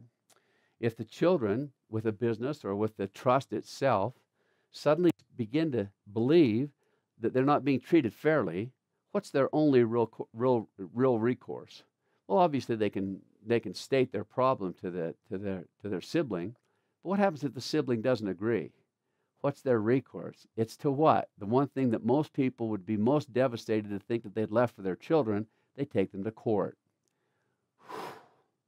I just have to suggest, in the same way the millionaire next door suggests it, in the same way I've seen a number of leading estate planning attorneys suggest the same thing, whenever possible, consider the chance of having non-beneficiaries fill those positions of being the administrators, the personal representative, the successor trustee, the power of attorney. Now, the healthcare power of attorney, that's something that most people would like to have someone take care of that's a member of the family or whatever. But in almost every other single case, it can be very wise to consider very carefully this process of having somebody else be involved in helping settle or distribute those assets. It would be very helpful. The sixth thing I've got up there is what I call the tough assets. And I'm going to describe the tough assets for you real quickly. Real estate, family-owned businesses, or anything else that's not easily divisible and liquid. So it's a piece of property. That's one of the things that tied up an estate that I've worked on for years and years. It was a piece of property, and the family couldn't decide how to divide it up. They couldn't figure out how to share it equally. They couldn't figure out how to do with it what the parents had hoped so dearly they would do. Can I just, with deep respect, tell parents of great kindness that in many cases they feel like it would be just, their vision would be to see their children and their grandchildren still frolicking and enjoying some piece of real estate that they've left for them. Can I just kind of flip that for you and make sure you recognize this? When the matriarch or the patriarch is still alive, it's very easy from a single source of instructions to make it so that that property can be enjoyed by everyone. Once you're gone, now your 8 children or 5 children or whatever are responsible to somehow decide how to use that and how to pay for the expenses of using it and how to care for it and who's going to take care of it and who's going to pay those expenses and how they're going to be expensed. It can obviously be devastating. One of the families lives in Oregon. One of the families live in Las Vegas. One of the families live in Tuscaloosa or something like that. And they say, we never have any access to that property at all. Why should we be paying for the expenses? And you just have to know that it can become very devastating. How about a family business? Don't worry, my son will take care of the business and he'll pay the profits out to the family. Well, who's going to define profits? Who's going to make sure that? I hope you just kind of see and sense that when there are assets like that, make for certain that if you feel like you somehow want to leave those to the family, you take very significant steps to make sure that great legal counsel and great financial counsel and great spiritual counsel has walked you through that very narrow neck that's called trying to distribute assets that could be really, really tough to deal with after you're gone. In most cases, I highly recommend that you consider carefully the possibility of having those assets sold at the time of your death. Now, what does that mean? Does that mean that they naturally go outside of the family? No. If there's somebody in the family that would like to have that asset, they have just as much right to bid on that asset as anybody else does. You might, if it's a son that you'd like to have take over the business, you might even be able to create for him opportunities for doing that. There might be the survivorship life insurance policies. There might be a lot of things that you could set up to make sure that the money that's necessary to buy that business, to treat everyone as fairly as you'd like to, are made available to you at the time of death. Just make certain that you either very carefully walk through that neck with highly trained counsel, or that you do that very simple thing. You say, look, they're to be sold, but you say that any of the heirs, either individually or collectively, can get together and purchase them from the estate as they'd like to. But then the guy that's in Tuscaloosa, Alabama, that never has access to the property will still receive his fair share. I always hate to use that word, but It's what we have to use in this industry. His fair share of the value of the assets while everyone else gets to enjoy them as they choose to enjoy them. And it's just something that I think if you'll take a deep breath and recognize some of the problems associated with those assets, you'll be very careful about leaving those assets and just assuming that someone will take good care of them. I've had some clients that still wanted to have certain pieces of land left in the family. And what we have them do is they set up some endowment accounts, some escrow money, some funds that are just set aside that will pay for the property taxes, that will pay for the repairs on the property, that will pay for any other kind of expenses to make sure they're all cared for in that circumstance, then no one's having to give on an ongoing basis to something that they might not be using at all. And so it does take a lot of very careful consideration to do it. So real estate and family businesses are something that are of particular interest. We've already talked about how to distribute personal assets, so we don't have to go through that again. We've already talked about obligations to adult children. What is it? What is the obligation? Hopefully, everything that you've ever acquired in this life, you do not get trapped in it by thinking that somehow there's some kind of an obligation to take care of adult children. You can tell there's a bias here. I think the more that we can come to understand what it can mean to create resourcefulness and create responsibility and create opportunity and create innovation and create insight and create chances to grow without also being attached to some ongoing obligation that we fix ourselves to, it can become very helpful. So make sure that the obligations that you develop with the children are not such that they set you back too much. One that you want to consider when it comes to your estate. I have to tell you, I've grown up during an era where it's very common to simply say something like this, when I turn 65, I'm going to quit working. Or when I turn 80, I'll probably die by then. My dad was dead by 78 or something. Somebody will tell me that, and maybe I'll live a couple of extra years or whatever. I hope you can see by my turning back the hands of the clock on time, there's a very significant chance you're going to live a lot longer than you anticipated. Now, we're going to talk about that. We're going to teach a class on the wealth of great health. We're going to have not only some very significant research that's been done medically, but also some great prophetic quotes and others that talk about how you might just live a whale of a lot longer than you thought you were going to. It's so common to see people feel like they're going to set up an estate where they're going to, they assume that it's going to pass within 10 years or 15 years or something like that. It goes right back into the vision that we've created at every step of our educational learning development. We want to plan as if we'll be here forever. We want to build as if we're going to be here forever. We want to dream as if we're going to be here forever. If we do that and we create our estate plan and our financial plan and our retirement plan based upon that longer living span, I think that will obviously benefit very significantly. I would like to at least consider, the possibility that whatever you've planned in the past that you'll live until, you plan on living 30 years longer than that, because there's a real significant chance that you will. I have to tell you, in my classes, I always tell the students, I think we talked about this before, but I always tell the students that don't get too excited planning your parents' death into your retirement, because there's a good chance they're going to live forever, so you're never going to get the money anyway.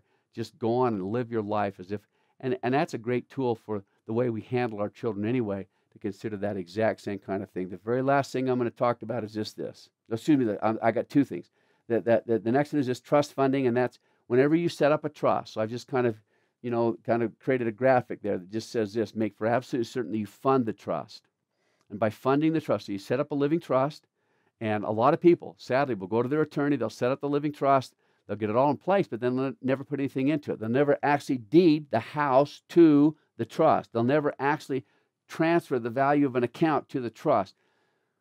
I have to tell you, when you first hear about it, it seems a little complex, but I hope you get with a good, solid advisor that can help you to appreciate that it's not as complex as what it sounds like.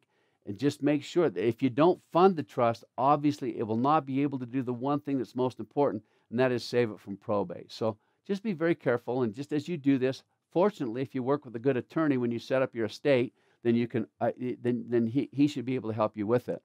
There's a lot of people, when they come to me, they'll ask this fundamental question. We should talk about it. Do I have to go to an attorney to do all this work? No, you don't.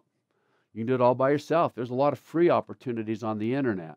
There's a lot of services that have now created some fairly sophisticated tools for doing this. There was a great research project done once on what are the best online sources or or the best free type resources. I think they found Willmaker Plus. The research project that I saw was their very best one. God, I think you can, for $10 or $15, you can get on the internet right now and use Willmaker Plus's resources. I, as a financial advisor, now as a teacher that's disseminating information to the general public, I can tell you about these opportunities that are available to you. On a personal note, I'd highly recommend that you work with a good legal advisor just to make sure that things are done just as they should. But if you choose not to, just know that something like Willmaker Plus, so you can type into the computer and do this stuff. And when you do theirs, they'll actually go through each one of the documents, and then they'll go through the deeds, and they'll tell how to transfer the other assets, and they'll make it so that you can actually walk through the process entirely by yourself if you choose to do that. So it's not like just going to prepare some documents and everything's done. There will actually be some follow-up work that also needs to take place. And the most important piece of follow-up work is to make sure that you do your deed or your living trust. You fund the living trust that you've set up. I will tell you one other thing that kind of comes with it that was not part of the presentation right here, but kind of as the same kind of thing, and that is planning for your eventual demise by creating some kind of a funeral plan for yourself. There's a lot of entities right now that will encourage you to come buy a piece of life insurance that'll make it so that you can pay for that. And I just have to tell you that I'm going to make sure you understand this. In the vast majority of all cases, it's my opinion, you're going to pay a whale of a lot more money for that than you really need to. And most people have the resources that are necessary to pay for a very reasonable funeral. I do recommend, though, that people actually do set up the plan for what to do at the time of death. And I'm going to tell you what the problem is, why I would recommend that. I've been to remember, with my ecclesiastic responsibilities, my professional opportunities, my academic responsibilities, I've had a number of people that have asked me to help them through the grieving process with someone who's passed away. I can't tell you, there's been two times that I've been to a funeral home helping to make the decisions and watching as a grieving widow will make decisions in behalf of someone that's passed away, that the grieving widow selected for her husband some some coffins that were extremely expensive. And they kind of, to me, would suggest something like, well, but I just felt like that was the opportunity I had to express the final opportunity to express my love. I'm not going to talk about how much they cost, but I'm going to tell you this. I knew the husbands well enough that if they were there, I think there might be some real problems associated with what they had suggested that they were going to do.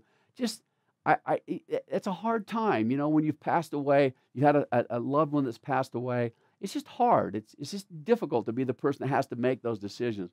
Wouldn't it be cool, as part of this, I should put that down as one of those estate planning documents. There's just that final funeral needs, that kind of thing. You actually do make those decisions. And you can go online today. There's a number of different websites that'll help you make the decisions and help you make it so that somehow, prior to the time of death, you've made all the key decisions that are necessary. You just have to turn those papers over to some kind of a funeral director, and everything will be taken care of for you. So in this case, just make sure you fund the living trust. The very last thing I'm going to talk about is one that you probably would not have anticipated on this, but I can't tell you how many times I get questions about this, and that's the eventual payment of tithing with your estate.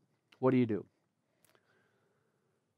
Depending on your own faith, depending on the only way you'd like to give humanitarian cause type donations, this is completely up to you. I don't want you to assume in any way that I'm telling someone how to do something. I'm only exposing you to what the question can be so that you with a partner can decide in advance how you'd like to take care of it. The basic question is this: is at death, should tithing be paid on the non-tithed assets? Let me tell you what that can mean. There's a lot of individuals that have come to me that said, but Brother Morris, just look at this. So when I bought my house, as my house has grown in value, I've never paid tithing on that increased amount. As I've put my money into my 401k at work, and my 401k has grown in value, I might have paid tithing on the amount that I put into the 401k initially, but I haven't paid tithing on the increased value of that 401k amount. Can you see how there can be a number of other assets that may not have yet been tithed? It's surprising to me how many individuals, when we've talked about it, have said, I would like to throw some kind of a tithing provision into it. And so you, depending on your faith, depending on your circumstance, it might be tithing, it might be some charitable contribution, it might be humanitarian cause. You decide what it's going to be. Here's the key.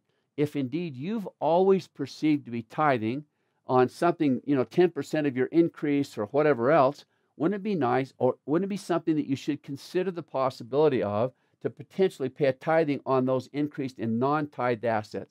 Some people have said this, instead of taking it, I'm just going to take it out of the hands of children and just make sure that no matter what I've accumulated during this lifetime, I'd sure like to get to the other side knowing that I paid tithing on all of my assets. I've had more than one client specify that at the time of their death, they're paying tithing on all of their assets. Obviously, the other possibility is just to leave it up to the beneficiaries to see what those beneficiaries would like to do for themselves. Can I just say this? An estate is all about value. It's all about wishes. It's all about expectations. It's all about resources. It's all about remembering. It's all about reflecting into or perpetuating into new generations something of what you hoped to create while you were here on this earth. I would hope that you just consider the possibility of taking this a little more seriously than perhaps you have wanted to consider, thought of in the past. I will tell you, we didn't cover it much when we were talking about that legacy and the different types of ways, but if you'll remember a quote that was right at the top of the screen, it just said, we found this, that actually the benefits that come from preparing your estate wisely long before the time where it might be transferred to another generation actually will bring you greater benefits during your lifetime, not just because of the security and satisfaction of wisely selecting, but because it really does help you to sort through how you handle things and how you make things grow and what kind of values you'd like to create for others. Another thing we could add to our list is a bucket list. What kind of things, what kind of new values would you like to create during your lifetime? What kind of things what kind of events, what kind of circumstances, what kind of values, what kind of causes, what kind of humanitarian opportunities, what kinds of things would you like your children to be involved in or those that you'd like to distribute your estate to that would make, and can you see what I mean when I say it just makes you think more deeply. It makes you think more powerfully. It's not just a dormant asset that you hope will help you to take care of your future needs. It becomes a living asset. It becomes something that really does contribute in a significant and in a meaningful way during your lifetime. And as you make those decisions wisely, it is my witness that you will actually become more in tune with the possibilities and the potentials that you will have never exposed yourself to had you not walked through this process as carefully and as systematically as we're highly recommending that you do. I believe that as you do, you'll begin to sense potential. You'll begin to sense vision. You'll begin to sense the possibilities that can be created not only for yourself, but those that you love dearly and that you would hope would one day say, who I am has come as a direct result of great shoulders that I now stand on. Thank you.